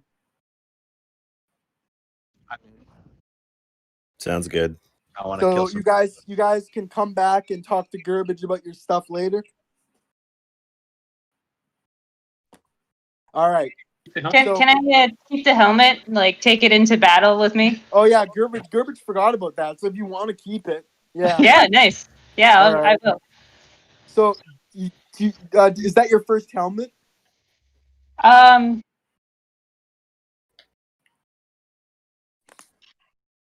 Yeah, I don't know. Yeah, I don't have a helmet, but I have chainmail. I don't know if that includes the helmet part. No. Not typically. It might include like a head hood of Yeah. chainmail, but yeah. So Okay. I just want you to write for now on your sheet, Jesse, or whatever you do to keep your information. Just write Gurbage's helm. Gurbage's helm. Okay, I can do that. Garbage.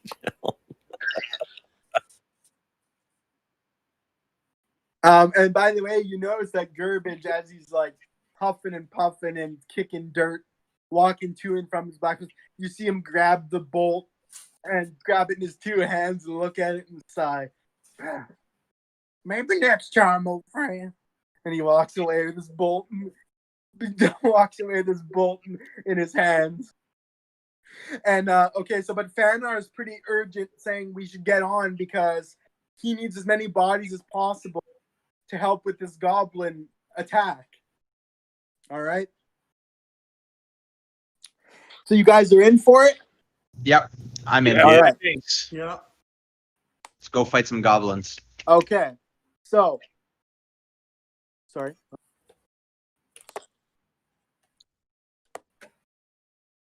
Tricks, you in for it?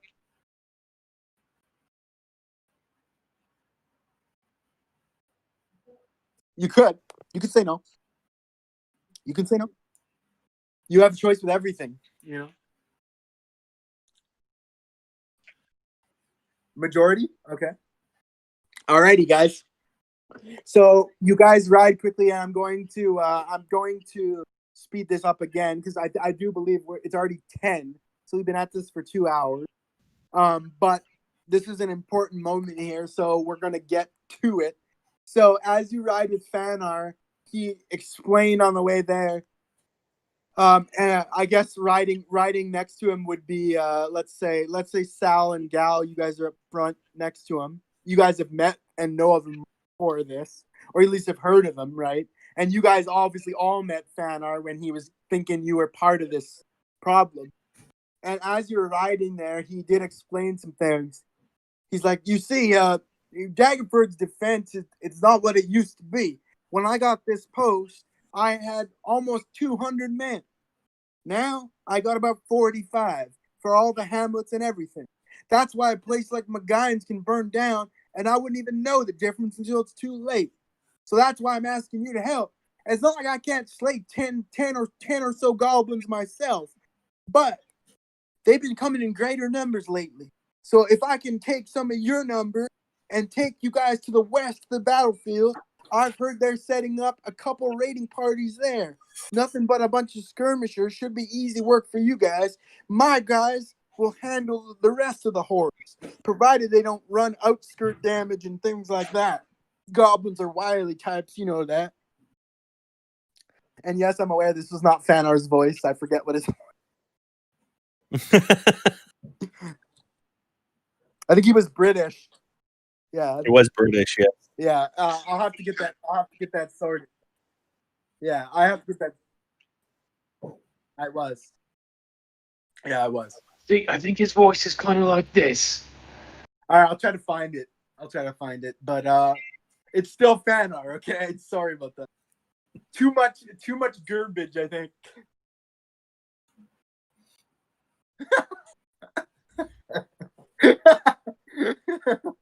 All right, so Fanar, let's see, he was like a gruff Brit, right? So he's like, okay, I don't want to do it now. Now I'm stressed. Okay, so you guys agree to that plan? He'll take you guys the west way, and his guys will plunge into the main force. So he's saying there's skirmishers for you guys to take out on the west, okay? Before they reach Daggerford proper. Sound good to everybody? Yep. Mm-hmm. Okay, so as you near this battlefield, there is a forest in the background, a backdrop. There is battle already being joined in a pocket to the east. You can't tell who by what, but there is battle and arrows flying through the air. And so Fanar says, "You take," I think was it like this? "You take west, I'll send the rest of my men down the center." Sound good? Was that it?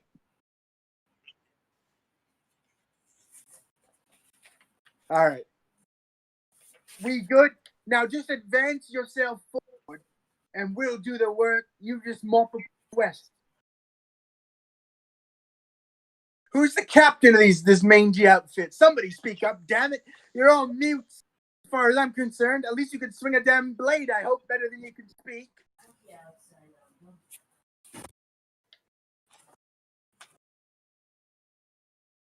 All right, you guys all want to be Do we silent? have a leader? Huh? We don't really have a leader. Well, somebody say something.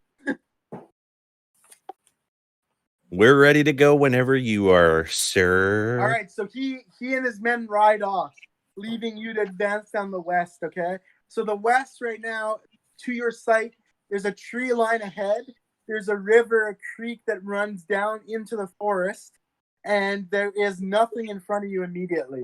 So you can enter this forest, this thicket, and then proceed forward. He just said march forward west. Is that what you're going to do? Is that what we're doing, guys? I mean, I think we should be a little bit cautious here, knowing what we know of Fanar. Oh, absolutely. Yeah, let's not take everything he says at face value. Okay. All right. So, but you will enter this forest. Is that correct? It's like deciduous forest. Like we're talking like autumn colored leaves, things like that. Nothing. It doesn't look forlorn or evil. It's not no Fangorn.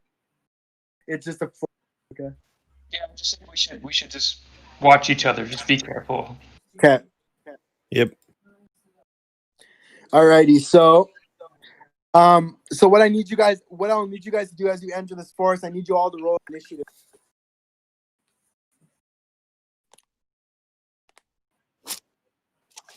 I think so, yeah. Roll what, Alex?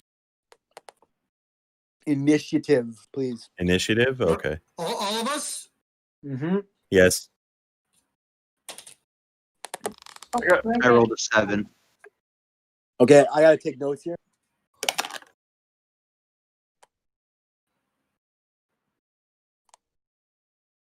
Alex, you're taking out initiative? Yep. I got 0. Wait, you got 0? Yeah, well, 1. -1. I got a Okay. natural. What do we have modifier for that? Yeah, you should have an initiative modifier. It's an initiative modifier at the top of your sheet. Yeah, I'm -1. 13, Alex. Okay.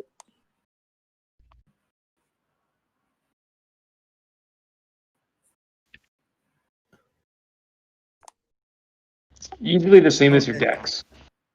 I got 12. 12. Okay.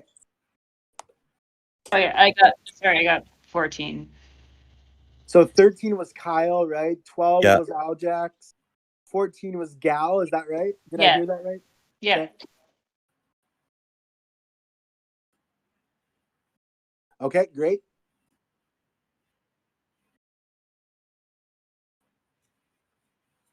Okay. All right. Oh,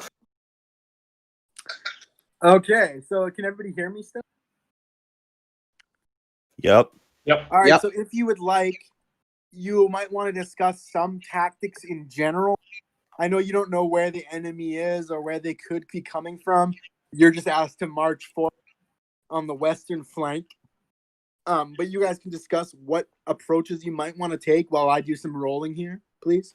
I think in general, Jesse and I are highly armored. We also have healing abilities, so we can be kind of like tanks. Right. Okay. All right, so they'll meat shield it. Okay. The And caster. so you guys show want to lead? The two Aasimar want to lead, or It's probably best that they lead. I think I'm obviously better at range, but can fight close. So I'm willing to do whatever. okay? Well, I definitely got to hang near the back. I would assume our wizard and warlock need to play at the back. Bale, I'm assuming, right? Oh, I You- can you play want- like I can play mid. I've got 10 HP. I'm not. right, Mm, right. Okay. So you want to go up front too? Okay. So let's say it's like a T formation. We got Urzog in the middle. We got the two Greys on each side. We've got Bale playing the middle, and then we've got the wizard, the archer, and Trix. Where do you want to be in this? Just so I have a mental image. Okay. All right. So you're sandwiched between. Okay. All right. Okay. And by the way, Trish, keep this in mind. It is sunlight, so you receive a -2 penalty to all hit rolls. Okay. Because you are not a sun creature. Alrighty. So I've done my rolling. You've done your rolling. So as you guys advance into the forest, so let's see. What is the situation here? We got that. Okay. So as you guys advance into the forest, you hear boing, boing, boing, boing, and it's like kind of like a distorted horn. But you suspect it's goblinoid, and that the enemy will be upon you in mere moments. But from where you don't yet know. Any last thoughts? Because in battle, you won't be able to have full sentences. Sure, you can. Of course, you can. No. Oh yeah, sure. Why not? Yeah. So go Okay, ahead well, and draw your that's- weapon. That's what I'm doing. For you, Trish, it's yeah. For you, you can use fists. Yeah, you can use your hand axes. Yep. Is everyone seeing my dad? Because I don't see him right now. Yeah, I don't see him right now either. No, he's disappeared. Alex, Grad photos. while he's coming back, can I I'll be right cast here. a blessing? I'm sorry, guys. It's okay. I'm gonna cast a blessing. Okay. So I can bless. This is just bless. Bless up to 3 creatures of your choice within range. Whenever a target makes an attack roll or a saving throw before the spell ends, The target can roll a d4 and add the number rolled to the attack roll or saving throw. Okay. So this lasts for up to 1 minute. Okay. So, Dad, So- in case you missed this, a goblin blown. I and can't the hear you. enemies. I can't hear you. Why not? Well, you're fading out. No, he's not. For me, he is. Okay, how about that? That's better. I literally didn't do anything. So You must have spoken louder because I can hear you now. okay. Yes.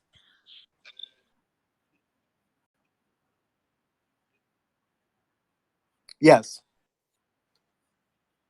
No, so advantage means every roll she makes, she'll make 2 rolls and pick the highest. So as long as she stays with the group, she'll be an effective fighter despite her size. Inside. All right. Okay, so it was requested by Trix to draw weapons in response to the Goblin Horn. I'm assuming you guys are all okay with that. Yep. Mm-hmm. Okay, so now Sal, you want to cast Bless, so I'm gonna need you. Does that have a vocal component or not? Yeah, so it's vocal, somatic, and material. It's a sprinkling of holy water. And Okay. the 2 people in the front, so Gal and Urzog, I'm just going to sprinkle some holy water on them, bless Okay, can you- them. Can you say a few words? Just say, battle is upon us. Here's a blessing. All right, so say Also- again what that also, allows, what Trix. allows them to do. Yeah, so I'll do Gal, Urzog, and Trix. Okay. And they get a plus a d4 whenever they make an attack roll or a saving throw. They can add a d4 For the next minute. for the next minute. Okay, so that each round is like what, 10 seconds, I think, right? Yeah, or so. So 6 rounds of combat. You guys can add a triangle roll to your roll. Okay, triangle die. For attack rolls. Yeah, for attacking Or to be able to hit, or basically. to save. Or a Okay. saving throw. Yeah. Okay, so some of you guys rolled pretty low on initiative, right? The Goblin Wolf Riders are upon you.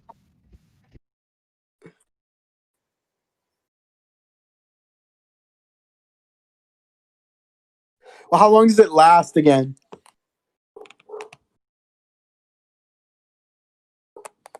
May have to look that up.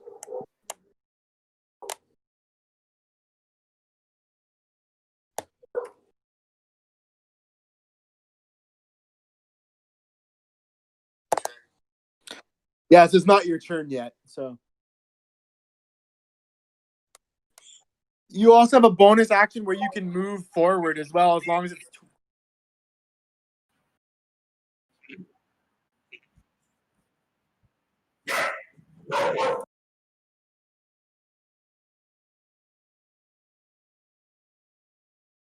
Yeah.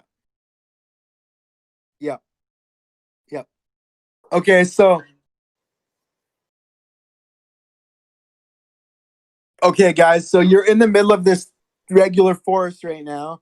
The horn is blown. You guys are ready. The blessings are done, and as you're about to, you're about to, for some reason I'm getting feedback here. Let me check. All right, should be fine. So as you're about to as you turn, 2 poorly crafted arrows fly by, and I need Urzog and I need Sal. I need you to make dexterity checks, please. I got a 1. Oh, jeez. Oh my god.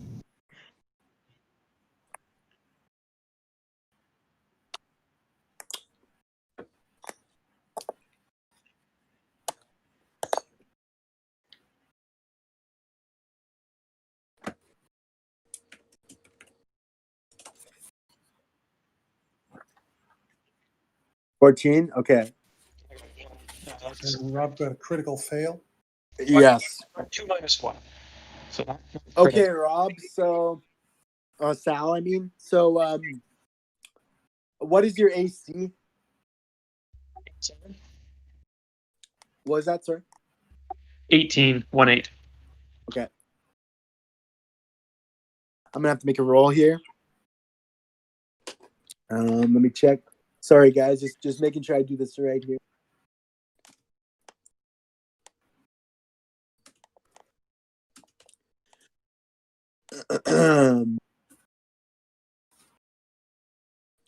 Okay. Okay, Sal. You've been shot by an arrow. And I need you to take D4 damage, which I will be. What? You're rolling the damage, Alex? I am, yeah, unless you want to. No. It's your Okay, you just took 4 points of damage, Rob. You got struck badly by this arrow. So what are you at right now, Sal? So I've got 5 out of 9 HP right now 5 after out that of hit. 9? Okay. Yeah. So Sal, I'm gonna just describe this. So you guys are standing in the thicket. As you know, you rolled one of the lowest initiative results, right? And you almost rolled 2 critical fails in a row. It was basically a 2 both times, right? So as you're blessing, unfortunately, this happens sometimes. You get caught unaware by incoming arrows, and you get one lodged in your left shoulder blade. The extent of the actual damage to your body is uncertain, but in fighting terms, you just took a hit. And you have a shot, like I said, punctured into your armor left shoulder blade. Okay?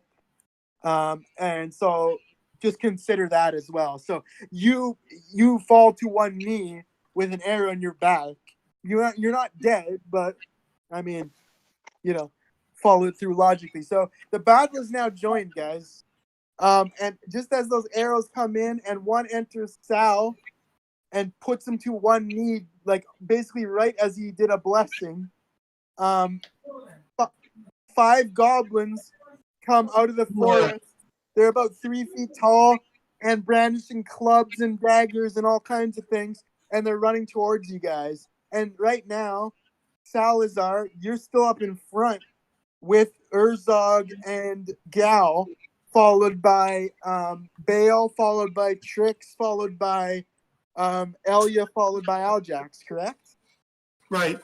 Okay, so these goblins, they're not necessarily, as you might imagine, one to think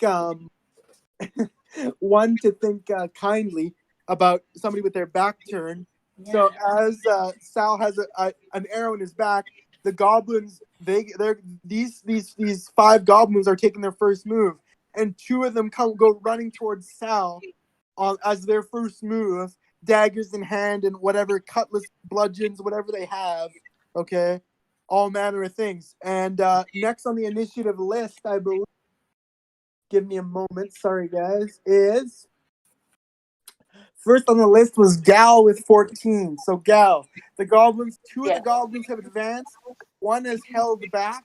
Short bow is being redrawn, okay, by 1 goblin of the 5. 2 are moving towards Sal, who's on one knee and back turn. And 2 are moving towards Urzog. What's your play, Gal? Can I move in front of? I'll move right in front of Sal, just to kind of be in the line of sight, and then. Okay, so yeah, he's just like a foot away. So yeah, you're gonna take a move and move in front of him. Yeah, Sword and then ready? yeah, you have a battle axe, right? Battle axe ready. First goblin that I can encounter. I don't know if it's gonna be 2 at the same time, or if it's just there's one faster. Yeah, we'll assume they're making their move. Their move's already completed, so they won't be acting right now. So your move will be first in this case. So the nearest goblin, I'll go and attack.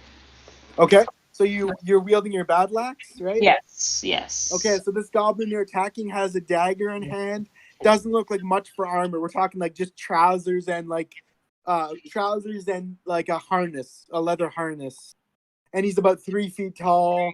Nothing imposing. It's a goblin after all, but you can take your swing. So he has a 15 armor class. Okay, all these goblins 15 armor.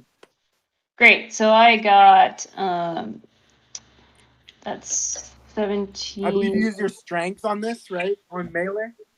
Yeah. So I have 17 plus 1 with the blessing. That's what you rolled. 17. No, I rolled 12, but plus. Oh, sorry. That's the totality, right? Yeah. Okay. 18 is totality. Okay, so you have successfully made contact with this goblin, so I need you to roll. Your battle axe is what exactly? Do you have those numbers? Yeah, I have 1d8 plus 3. Okay, 1d8 plus 3. Is it Okay. slashing damage? So it's 5 plus 3, so 8 damage. So you rolled 8? Yeah. Okay, I would like you to describe the death of this goblin. You're already. Yes. After seeing Sal go down, I mean he's my homie, so I let out a blood curdling like battle cry, and I just because this goblins are shorter thing. I let out this cry, and I come down with my axe like straight down on this goblin's head. Okay, and if I do you mind if I take it from there? Yeah, go ahead. Okay, so you bring this axe over your own head and crush down with the battle axe onto its head, and it clips the back of this goblin's head, splits it open at the back, and down he goes in face full of mud, brain visible just a little bit. He's dead, clearly. So nice strike for the first opening strike of the combat. Good job. That's one goblin dead, and I would like well, actually, yeah. I would like somebody to keep track of this total, if you don't mind, because my computer's struggling. Can somebody just write down? 50, Yeah, I got you. 50, Wait. please. 50? 50 XP. Yeah. Okay. Okay. So that's one. So Gal, that's your turn. Thank you very much. So next, so Gal has shown how it's done. There's 4 goblins left. One still coming towards her. One with a short bow. And 2 more towards Urzog. And next up, we have Trix. You are next up with 14 on the initiative, and you are between Bale and Elia, I believe, right? They're close enough. You can reach them and attack if that's what you want to do.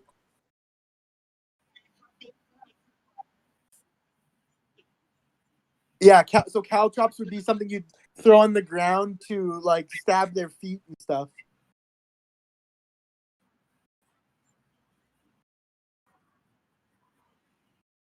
Yeah, so it's like a bag of 10. So she would sprinkle the whole bag.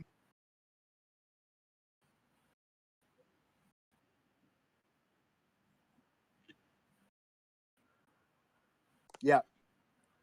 Yeah, it's difficulty challenge, I believe, or difficulty check, yeah. In front of the top of the T formation. Plus the blessing. Yeah, you guys are in basically a T, is how I understand it. So,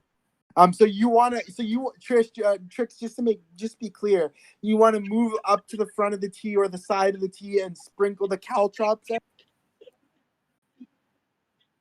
Okay.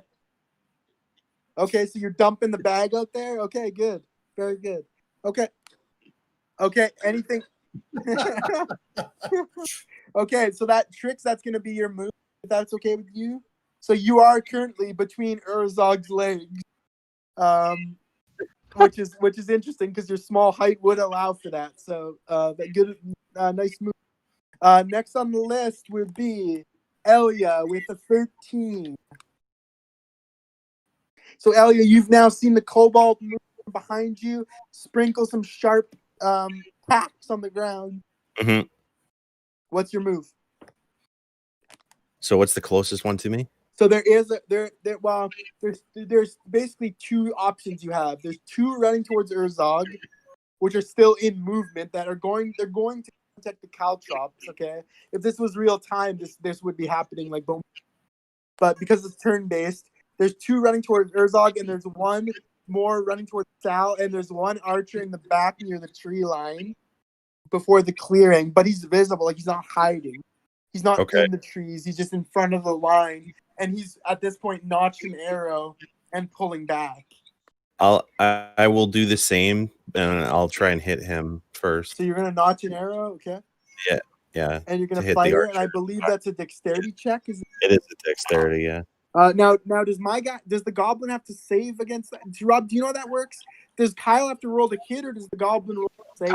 Kyle will roll an attack roll, and Okay. it's just a dexterity bonus on Against his, AC, as a hit right? modifier. Yep, against Okay. AC. Okay, thank you, Rob. Okay, Kyle. So what's your AC mod? Dex mod. +3. Okay, so roll d20, please. Yeah.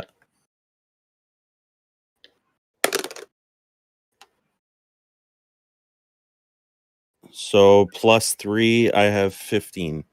15. Okay. Yeah. So that's enough to hit. Their armor's 15. I won't always tell you, but it's a goblin. I mean, how many adventurers have fought goblins across the eons? So it is 15. Okay, so that is a hit. It's not a great one, but it's a hit. Yeah. So now I need to know the damage of an arrow. I believe it's 1d6, a regular arrow, right? I think. Let me check. Hold on. My apologies. I believe it's. Oh, where did I find that info? Oh yeah, 1d6 plus 2 piercing damage. Sorry. Yeah, And, So you need to whatever roll a his dex mod is, isn't it? What's that? So it's my D6, or it's a D6 plus my Dex mod, Rob. Do you have it on your sheet? To Which- Alex. What's that? What did my dad say?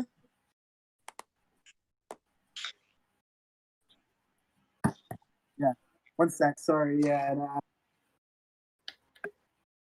So, Rob, you're saying it's Dex mod to the damage? You're trying to- No, so I don't. Yeah, do you have it on your character sheet, Kyle? For what do I have? Am I Like for just your looking for your damage modifier? Where would I see that? Like in your, do you have an action list? So, Kyle, what bow are you using? Longbow?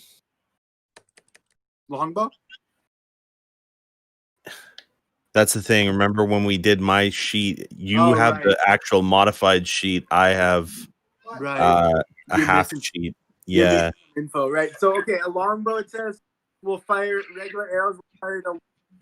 Okay, 1d6, 1d8. d8. Okay. Yeah, then there's a modifier, but it depends on some factors though.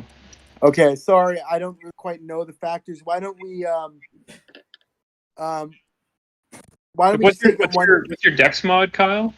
+3. So it should be, is it 1d8 plus 3 then? I'm not 100% sure. Where's my strength? It might be. I mean, that sounds right. I would have to see like the sheet, but Right. Sorry about that. So let's meet like halfway, I guess. We'll just go for now. We'll just go 1d8 plus 2, okay? All right. yeah. Sorry, Alex. That's okay. No, it's my bad. I forgot to have that information for Kyle re-uploaded. So 5, and then the 2, so 7. 7? Yeah. All right. So according to my info, that's a hit and a kill. So you need to, if you wouldn't mind describing this outcome. In any way I want. Sure. So I've drawn my bow back, and once I've fired, you can just see the arrow slowly shoot across the field, almost as if it's slow motion, hits the goblin square in the eye, and it explodes like a grape, and then it drops dead. All right. So Good it's an shot. eye shot for the kill. Good job, Elia. Somebody please add 50 more XP. Derek, you're taking tally? Yeah, So got for it. every goblin that drops right now, it's 50 XP, okay? Okay. And Sorry, that's we'll not me sort of the rolling. That's details just after. different But dice in my thing. so that's 3 actions, 2 kills. Good job so far. There is no more goblin archer. There are still 3 goblins active. Okay. And next up on the list, we've got let's see, we've got Al Jackson with a 12. Okay. I will fire my magic missile Okay. at the remaining 3, one at each one of them. 1 missile at each because you can divide them, right? Yeah. Okay, what are the components of it? Viral somatic, 120 feet range. And they auto hit, right? Each dart hits a creature of your choice, and dart deals 1d4 plus 1 force damage to target. Okay. You don't have to roll to hit, is that correct? That's correct. Okay, because I think they're heat seekers, right? So Mhm. 1d4 plus 1, but you Yeah. have to see them all, right? So you're going to need to move out of the T formation a bit and to the left or right to see the remainders because they'd be blocked by. So you can do that if you want. You can move and then you. Right. I'll step out to the side at the fire the 3 missiles, 1 at each target. Okay. All right. So there's 3 left, and you said what? 1d4 plus 1d4 plus 1d4 plus 1 force damage to target. Okay. Now, I'm not mistaken, am I, Rob? I believe Magic Missile is the only one that doesn't require a range attack to hit. I believe. Yeah, it's magic missile, right? Yeah. Yeah. Yeah, it's just automatic. Yeah. Okay. Okay. So I need you to roll the d4s, triangle dice, please. Right. And plus So let's roll first on the 1 near Sal, and then the 2 near Urzog, please. Okay. Magic missile Draconis. 4. Okay. Yeah. So that's 5 damage. Right. Okay. Okay. Now the second one, magic missile Draconis. Well, 2. what? How much? That's 2. So 3. Okay, 3. And the last magic missile Draconis. 2. Okay. So that's 3. So you Right. did 5, Yeah, 3, and 3. That's 2 total. Oh, so 5, 3, 2. Yeah, 5, 3, 2. Okay. All right. Next on our list. So do you want to? So I guess I'll just describe. So you let a hand go. You said magic missile Draconis and 3 shots fire from your hands or your amulet or whatever. From And my hand. right, and they impact as balls of force or darts of force, hitting each goblin. None of them are dead from that, No. but they've staggered and taken damage. So nicely done. Next on our list here is, I believe it's Baal with a 7.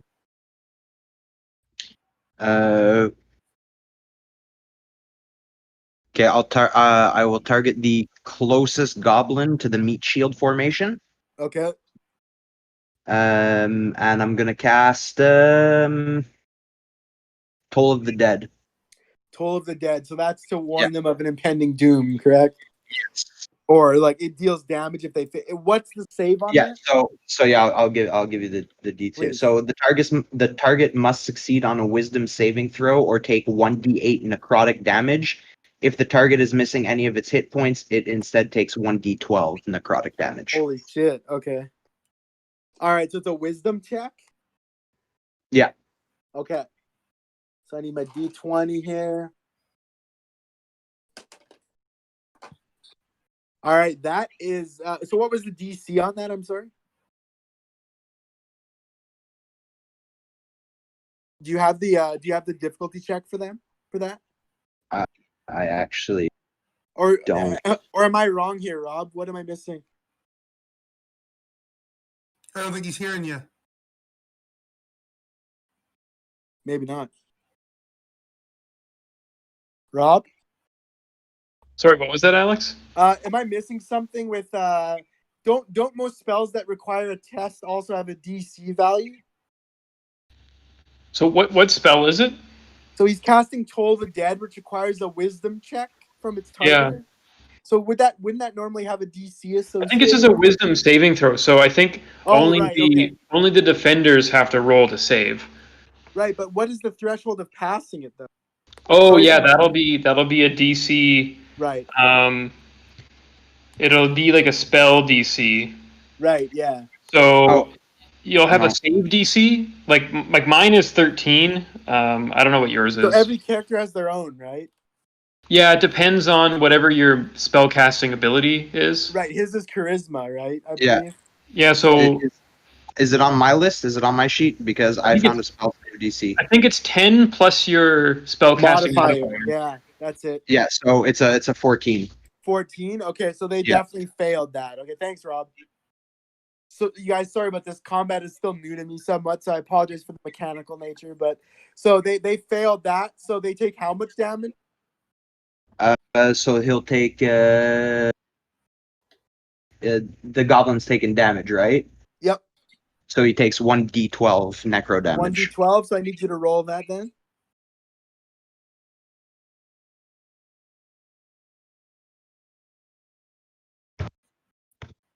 He will take 11 damage.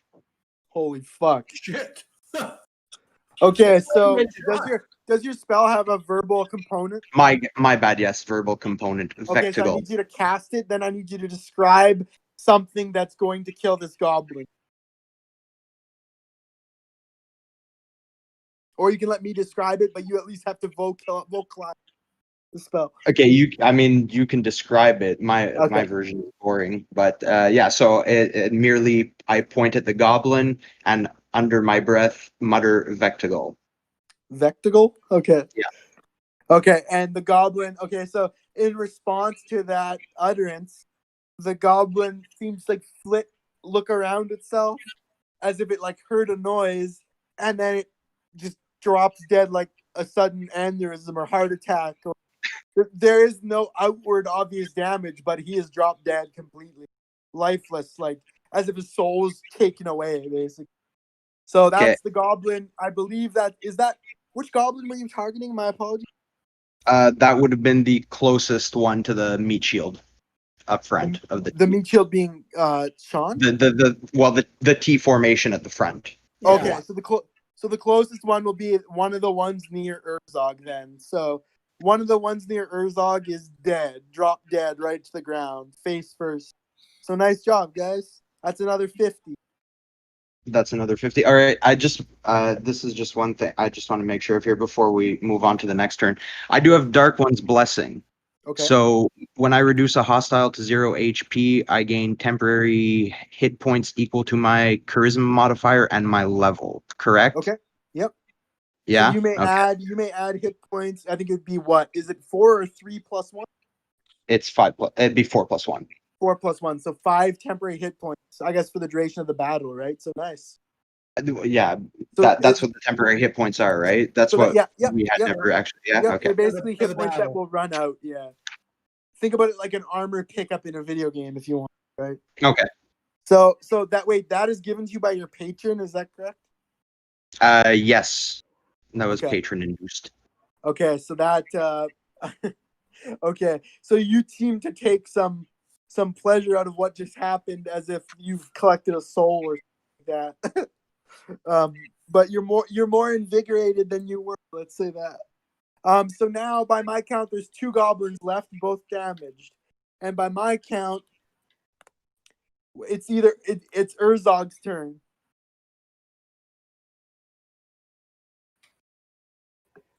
Urzog, you have 1 goblin, basically in arm's reach.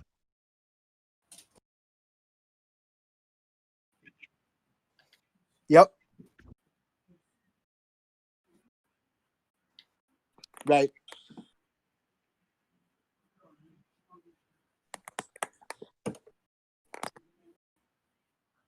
Okay. So do you want to describe that first? You got your sword out and you're going into rage mode.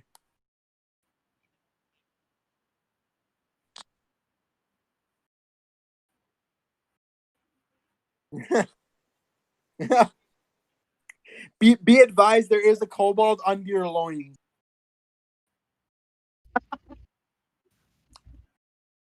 Okay. Okay. So also there are caltrops in front of your feet, so I wouldn't step forward. You can swing the sword and make contact long enough.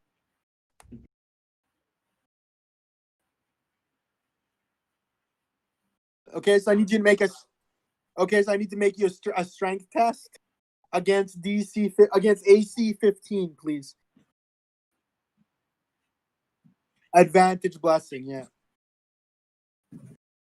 Yeah, plus D4 for the blessing. Right, right. Or no, yeah, it's advantage for the rage and D4 for the blessing. Yep, correct. Yep. Yep. 9. What is your mod though? Yeah. So that would be what? Number 14, okay. Plus. Yep. 14 plus 2. Okay, that hits. That hits just barely. Is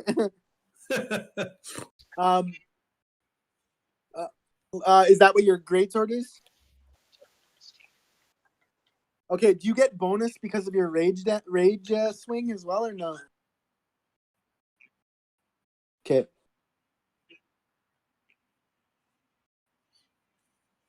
Right.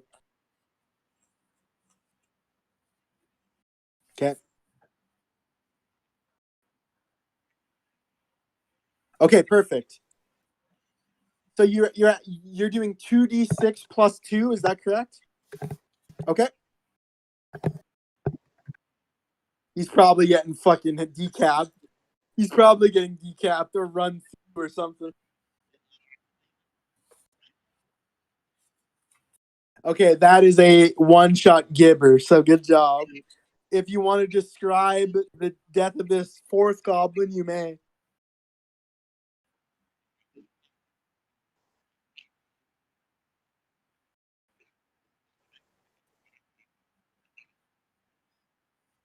Right.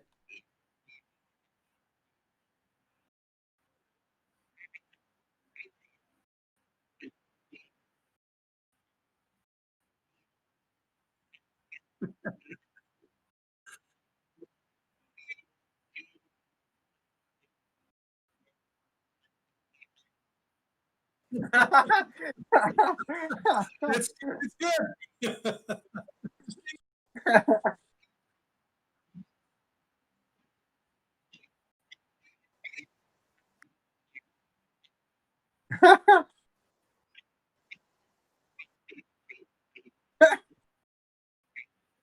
All right. That's Excellent.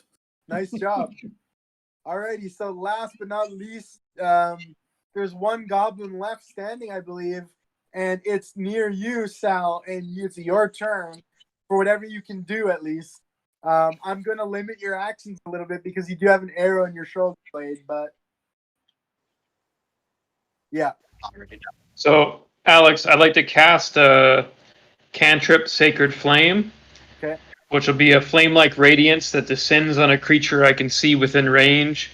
It has a verbal and somatic component, so with my uninjured arm, I'm gonna kind of motion towards this goblin and just Okay. say burn. Sorry, let me interrupt you. I need you to turn around. Okay, so turn around. Yeah, because it might be rough. So roll a d4, please. And I'm gonna apply a -1 to this because this might hurt. 4. Okay. D4. Okay. I did not expect you to roll that badly. You said D4? Yeah, Yeah, you rolled a D4. Yeah. 4. Yeah, I rolled a 4. 4. Yeah, Yeah. and in which case that's I was Oh shit. yeah. This is the pain you're experiencing. It's not going to be damage. It's not damage. It's just the pain you're experiencing. So I want you to add a -4 if there's any rolls that come. Like So okay. it'll be a dex save for the goblin, Okay. and the DC is 13. So that means that the DC is going to have to be 9 then. Right. That's what I want to do because I want it to simulate that you're struggling to do what it is you want to do. Okay. Right.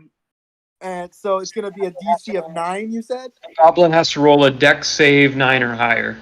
Okay, and their dex is their best stat. Unfortunately, it's a 14, so it confers a 2 plus 2.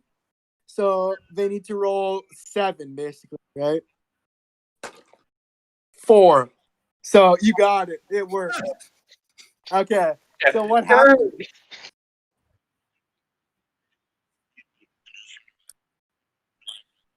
Right.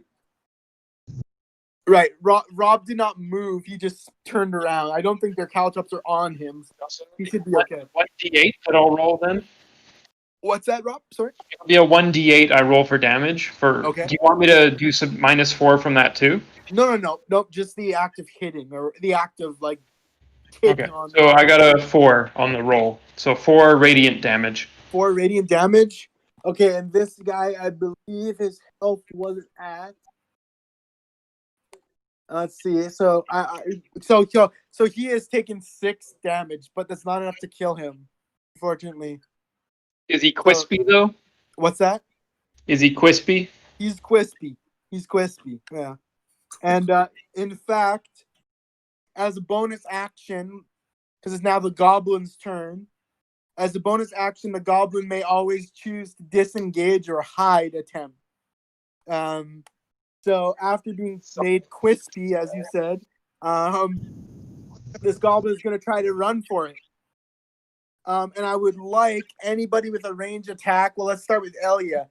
Elia, I'd like you to make an attack of opportunity in this case. And this goblin is turning and running for it. Take a shot with 1 arrow, please. All right. What die? It'll be a D20. It'll be your D20 against 15 with your Dex mod, please. And keep in mind, actually, this goblin's pretty hobbled, so let's add a +1 to this roll. Okay, so it Hobbled is goblin? hobbled goblin. All right, so I got a 9, and then what do I do? That's without any modifiers or So, anything. okay, what's your Dex mod? 3, so 3 + 1. 12 plus 1, so 13. 13. Okay, so you take a shot. It doesn't do damage, though. It either misses or embeds in like a piece of his leather jerkin or whatever. Whatever it wasn't enough. So that's 2 arrows out of your quiver, and this one no damage. Okay. So the goblin has disappeared into the forest now. But there doesn't seem to be much in the way of extra resistance, I guess. Do you guys want to advance forward into the trees, or do you want to consolidate? Like, what, want to regroup here with an injured Sal, or do you want to advance forward? Sal, you can walk. It's just. I guess it's whatever Sal decides. He's the one that's hurt pretty bad. Okay, Sal. Are you fit to proceed? Yeah, I can give him 5 HP Okay.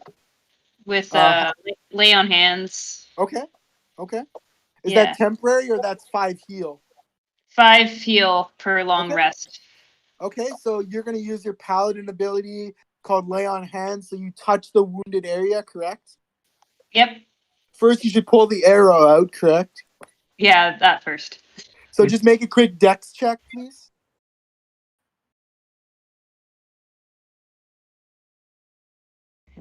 +1, so 12 total. Okay, so you rip the arrow out, fine, no problem, no damages. And then you want to touch the wounded shoulder blade, is that correct? Yeah, lay my hands on him. That's Okay, so Lay on Hands, you're going to That's what restore it felt. 5. You're going to restore 5 HP, and if I'm not mistaken, that essentially returns you to full, right, Sal? I'll Is that be a a 9. guess? 9 of 10? 9 of 9. 9 of 9. Okay, so the wound upon touch from the gray hand of Gal, your wound knits closed entirely. This is common training for paladins. For those that don't, paladins have the capacity to heal in this manner by touch only. Okay, so there, he's fine to go. If you guys want to advance, you can. That battle is over. That's 5 times 50. Okay, and that XP will be split amongst all members. 50. 5 times 1 escaped, didn't he? Oh, sorry, 4. Thank you. 4 times 50. Thank you. And there is a blood trail, by the way. Also, we should what was it we had to keep from the goblins Their to get head. that gold? Oh, good point. Good point. Heads. Wasn't there a request for goblin Heads. scalps? Yeah. Heads? So let's collect their heads before we leave. Okay. Yeah. So Urzog, you have an Orcish bag of raiding, right? Where you keep grizzly material like this? Okay, so why don't you lop these heads off and throw them in? Orc, have at it.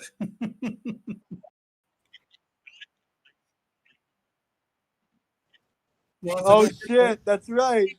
He described 200 yards. That's not going to be possible. So make it 3 heads. We'll catch up to that one when we go after the other one. Make it 3 heads, guys. 3 heads. Yeah.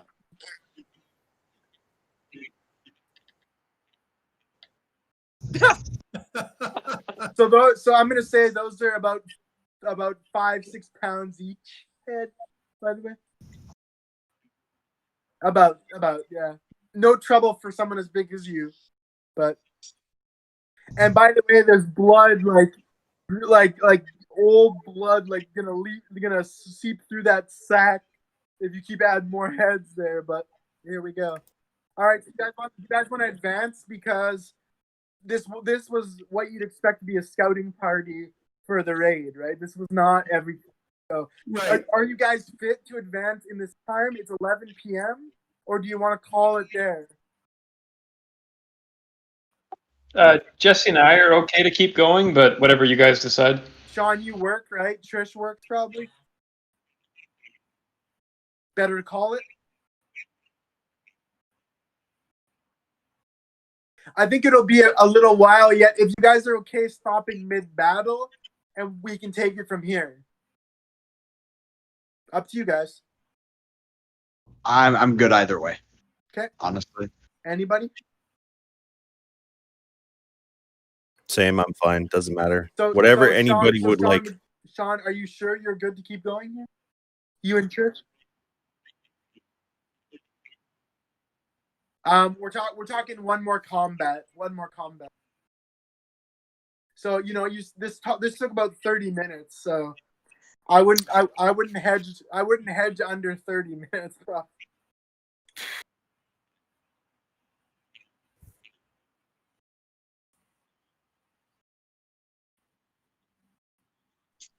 Okay.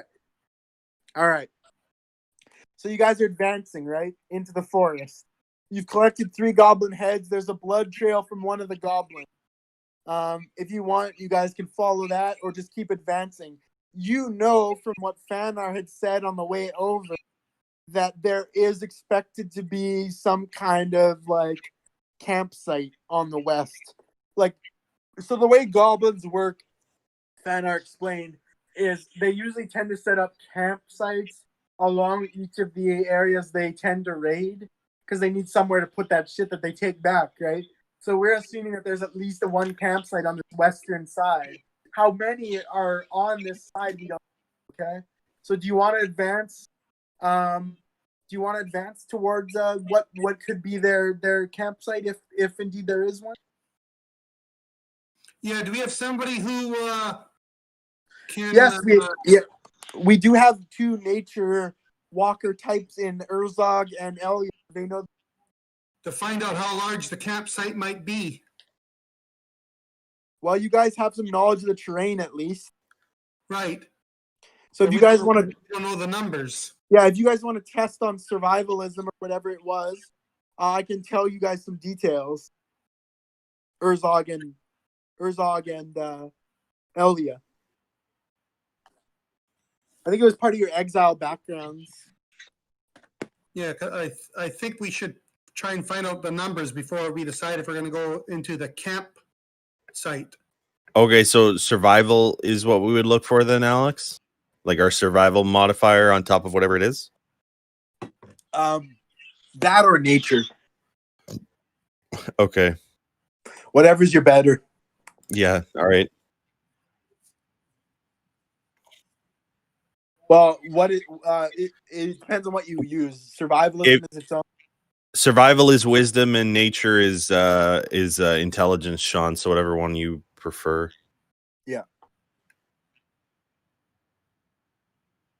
Right, that's what I was referring to. You guys both have that trait, right? Yeah. So I just want you guys to test on a relevant category and then I'll add something to the roll secretly based on that trait, okay? Okay, 15. That's Okay. with my modifier for survival. Okay. Sean? Okay. I'm not gonna ask you guys to mute. Right. I'm not gonna ask you and then plus a hidden modifier from me as well. So I'm not gonna ask you guys to mute, I'm just gonna explain. So if you look above the treetops, which these two individuals are doing, there is a slight plume of smoke just a bit a ways in the distance. You're gonna assume it's like a snuffed campfire, maybe not that far away. Honestly, just a bit of a march forward. It doesn't tell you how much there's gonna be, mind you, but it does tell you that the camp is within your reach. If you do want to go forward into it, you can send a scout. You can do any sort of thing like that. But you know that the next time a question is raised about like whether you're going forward, you're likely to be in the camp or near.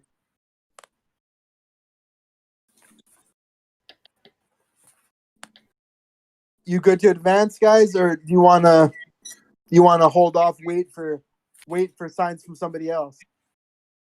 Wait for Fanar, wait for whatever. Fanar wasn't exactly specific in what he expected you to do. He asked you to just hold the west and attack the west side. You know, it's up to you So guys. does that mean we should advance then, or Up to you guys. I want to advance. I don't know about you guys. I want to Follow the trail of blood. Okay, you want to follow the trail? following the trail of blood is not a bad idea. Okay. That's still advancing. Remember though so that let's do it. goblins are wily folk, right? Yeah. That's all I'm saying. So, okay, so advance we go, and I'm going to describe that this is about a 5-minute time lapse here, going through trees, pushing over difficult terrain, things like that, until you get to the mouth of this forest clearing. And now I need you guys to make a perception check. All you.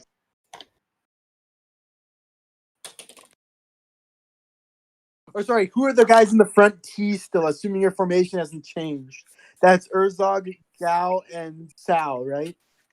Yep. Sorry, let me rephrase that. I would like you guys to make a perception check. So You I three. got a 6. Okay. I got 13. 13, and Urz? Okay. Oh yeah, Trix, you're there. I guess you're somewhat nearby too. Go ahead.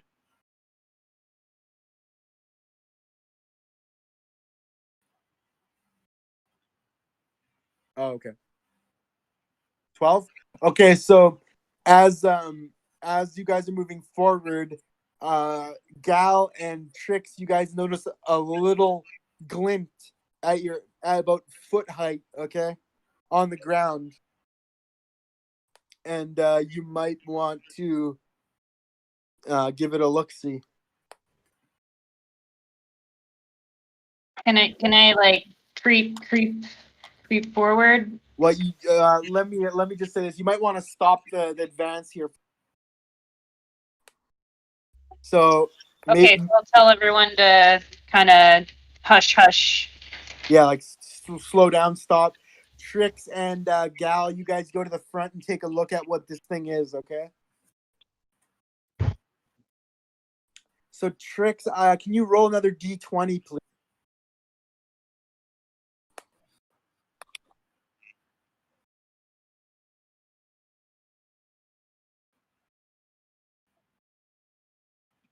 $12.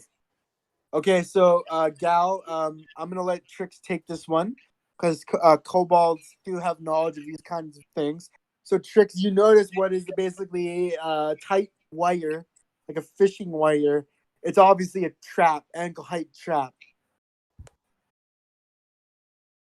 You can, if does anybody have ability to disarm traps, or you can just avoid it?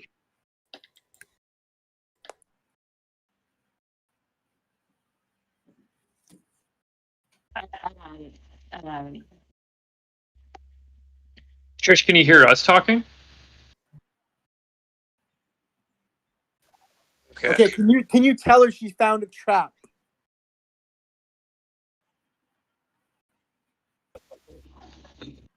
Freaking Sean.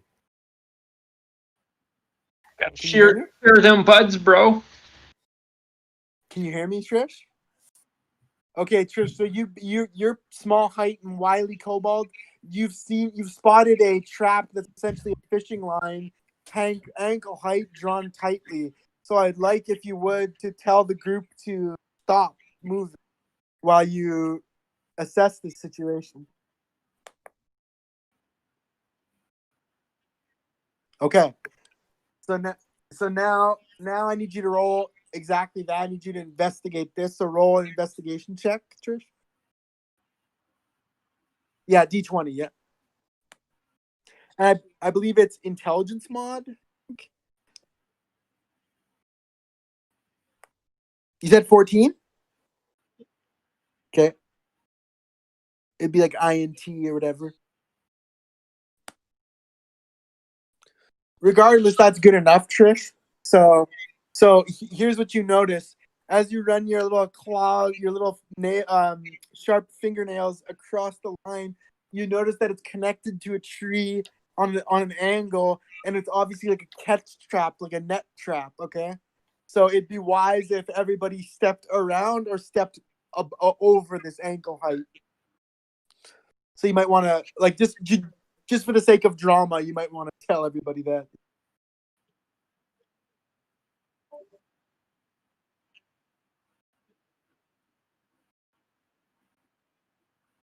Okay. Thank you, Trish. And thank you, Gal. I just let Trish take that for the sake of it. So, guys, you guys have avoided a trap, so lesser rolls might not have been so lucky. So thanks, Trish and Gal, for that.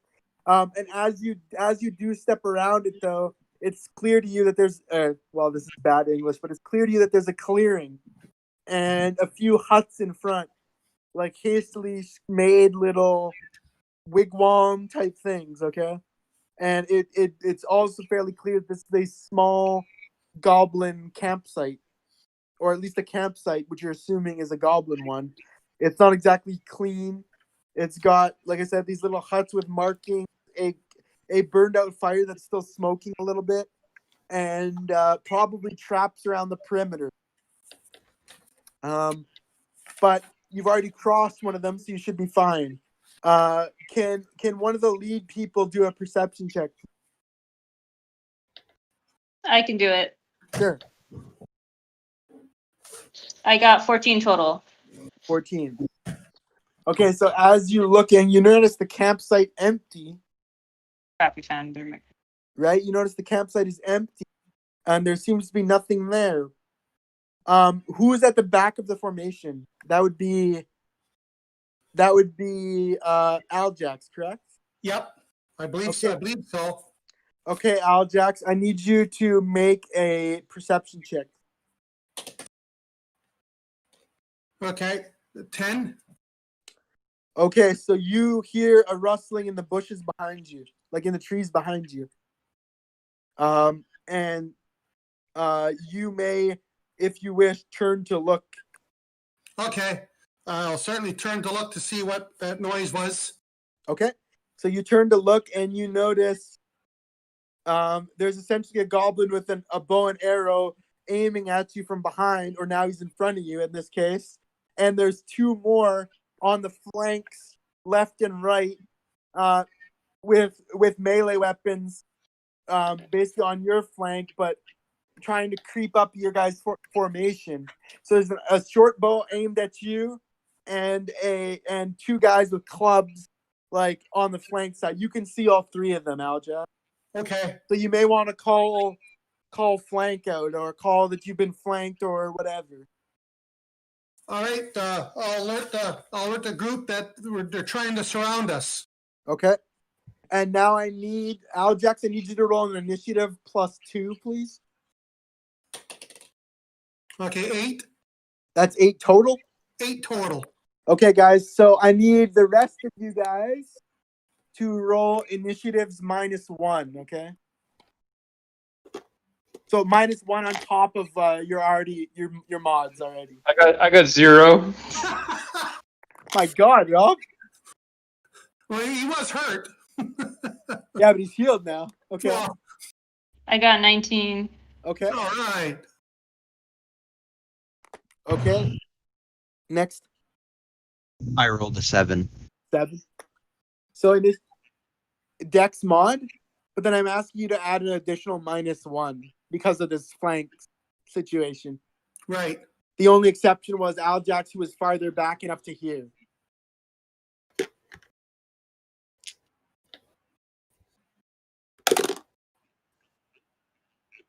No, your roll -1, -1, so -2, because it's Dex, right? So what is? Okay, you rolled a -1. Uh-oh. So and Oh. Okay, got you. Thank you. Next. all right. So what am I rolling, Alex? Initiative check, Kyle. So dexterity. Okay, so dexterity. But Okay. then -1 from it, please. From the final result. Okay. So 10, So far, we're in a little bit of trouble. 12. 12. Okay, tricks. All the mods. Oh, did you take? Sorry, did you take? Oh wait, no. Yeah, did you take a minus for sunlight penalty in this case? So it'd be 2. So they'd be -3 total in this case. With 14. Okay, so you'd be so it'd be 13 total. So +3 -3 in this case. Okay. Right. Okay. Okay, and last Bale, what'd you get? Or you rolled a 7, right, Bale? Yeah, I got a 7. Okay, is that everybody? Or Kyle, what'd you get? What I already said. Did you? Yeah. What'd you say? I think he said 12. Oh, okay, Yeah. that was Kyle. Okay, got you. Sorry. Yeah.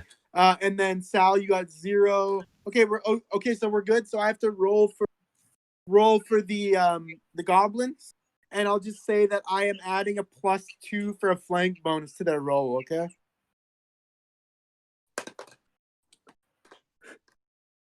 Well, you guys are in luck. They are caught flat-footed. They rolled a 1, so they have a 3. So their flank, obviously, I guess they got detected by Aljax, so their flank wasn't the smartest flank. So they will act on a 3, which means here's the order.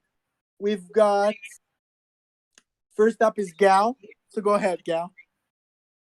You now know that you're at the back of a new formation that's being flanked, Gal. Okay. So, They're about 10 feet away. 10 feet away. The So I'll have archer further back, so you might want to target sorry to interrupt. You might want to target the flank, one of the flank guys. okay. So I'd have to move towards them. Yep. So you said how many goblins? There's 3. 3. Are there any with range weapons? There's the short bow guy aiming at you. Right. Okay. So I'll go for the closest, I guess. Okay, I just advise you to watch your feet, okay? You already saw 1 trap, so I may ask you to make tests more you move, okay? So be careful. Okay. And I also And like that goes for everybody. I'd like to do not in the middle of the goblins. Like I don't want them to have an opportunity. Right, so you want to isolate one of the flank goblins. Right, right. So how much are you, you're moving from the back to the side then, I guess? Yeah, I have like a 30 feet speed. Okay. Yeah, that's going to be no problem. You're going to reach, Yeah. and you're not going to have to do a test for that kind of. Okay. So I need you to roll against DC 15, please. That's 5. So I got 18. Still have the blessing. I don't have the blessing too. So 18. 18. Yeah. Okay, so roll for damage, please. 7 plus 3, so I've got a 10. You got a 10 for damage. Yeah. All right, that's another one down. That's another one down. So, There you go. sorry, did you specify left or right flanker?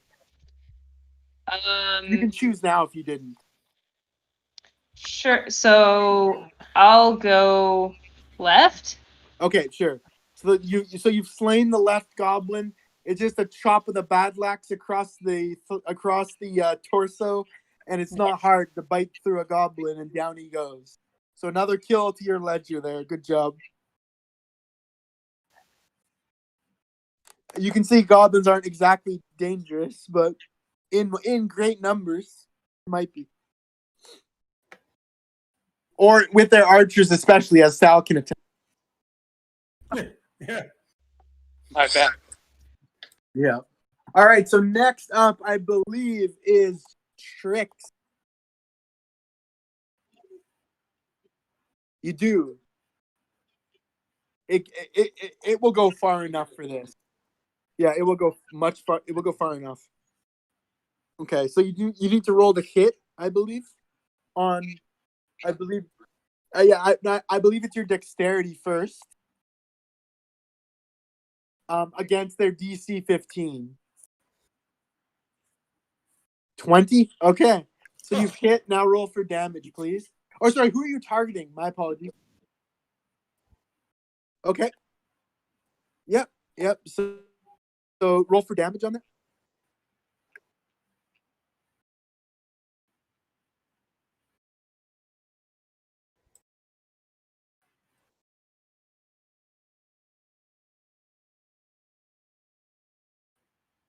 No, I'm here. What? Sorry, what'd she roll? I didn't hear it. 1? Okay. One damage then. Okay, so you've dealt 1 damage. It was just a mere graze to the goblin on the right. Okay, unfortunately. Next up we have Elia. Now, Elia, you're basically in the fight here. You could notch an arrow. You're quick enough if you want to, or you can draw a blade. It's up to you. So how close is the nearest? The rightmost goblin is the closest because the short bow guy is a bit farther back, aiming at Aljax.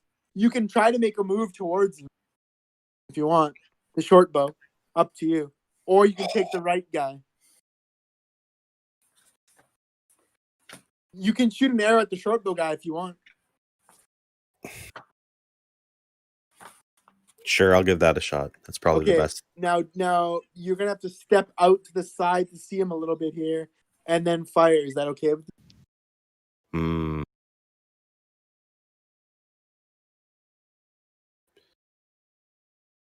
No. Okay. I think I'm gonna do the sword then. The guy You'll still have closest. to move for the sword. You'll have to move. Okay, so then if Aljax is gonna take a shot, then I'm gonna try and prevent him from getting hit. So I'll do the bow. On the short bow goblin? Okay. Yeah. All right, so roll your dex versus roll a d20, please, and add your dex mod. 23. Holy shit. Okay, roll for damage. That's D. I believe D8. I believe it's 1d8. Yeah. D8, and then we said +2, or yeah. what was it? Yeah, I think we For, said that for the arrow penetration, or what it is. I'll try to figure that out next session. But let's go 1d8 plus 3. 3. Okay. Yeah, so, that's the so that was the a 1 plus the that 2. was the short bow goblin, right? Yeah. Okay. Alrighty. So next up was who rolled the 8? That was Aljax, right? Yeah. 8. Okay, Aljax. You've got a goblin short bow guy who just took a short, like a graze from an arrow, but he's holding firm with his short bow ready to loose. What do you got? What do you got for us here? Okay, I'm gonna use my poison breath attack, 15-foot cone. Okay. It's a con save for him, and my DC saving throw is 8 plus my Constitution bonus of 2, which makes it 14. Okay, so it's a 14 DC, like for his save. Yeah. Okay, so it's a Constitution check. Yep. So their Constitution's only 10, so the mod is 0. So I'm gonna raw number.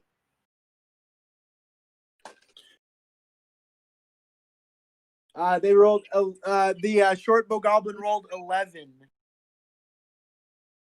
So they needed a 14, so they did not save. Okay, he takes a 2d6 on a failed save Okay, of damage. okay. Roll double D6 then. 10. Holy shit.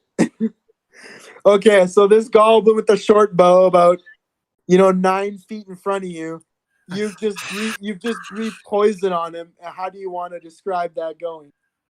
And I look him square in the face and I launch my breath at him. Die, you insidious thing. And this, would you say it would be a green cloud of poison that just overcomes it? Absolutely. Is it liquid or gas? Gas. It's gas. Okay. So you breathe poison gas into in a vapor of green. He just disappears behind this fog. Okay. So this cloud of poison envelops this goblin, and by the time it clears, he's on the ground, foaming at the mouth, dead. Good job. Thanks. So there's one more goblin remember, they rolled a 1 on their attempt to flank you guys. So you have a chance to take them out before they can do anything. Next up, I believe, is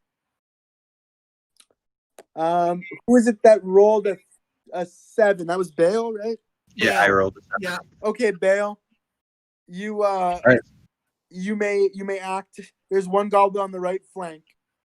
The goblin on the right flank took damage, right? One Yes, damage? he did. Yeah. Yeah, all right. So we're going to go with Toll of the Dead again. That's a cantrip, right? Yes, it is. Okay. Cantrip, yep. Go Anytime ahead. you want. Go ahead and roll your spell save. Sorry. Oh wait, it's a wisdom check, right?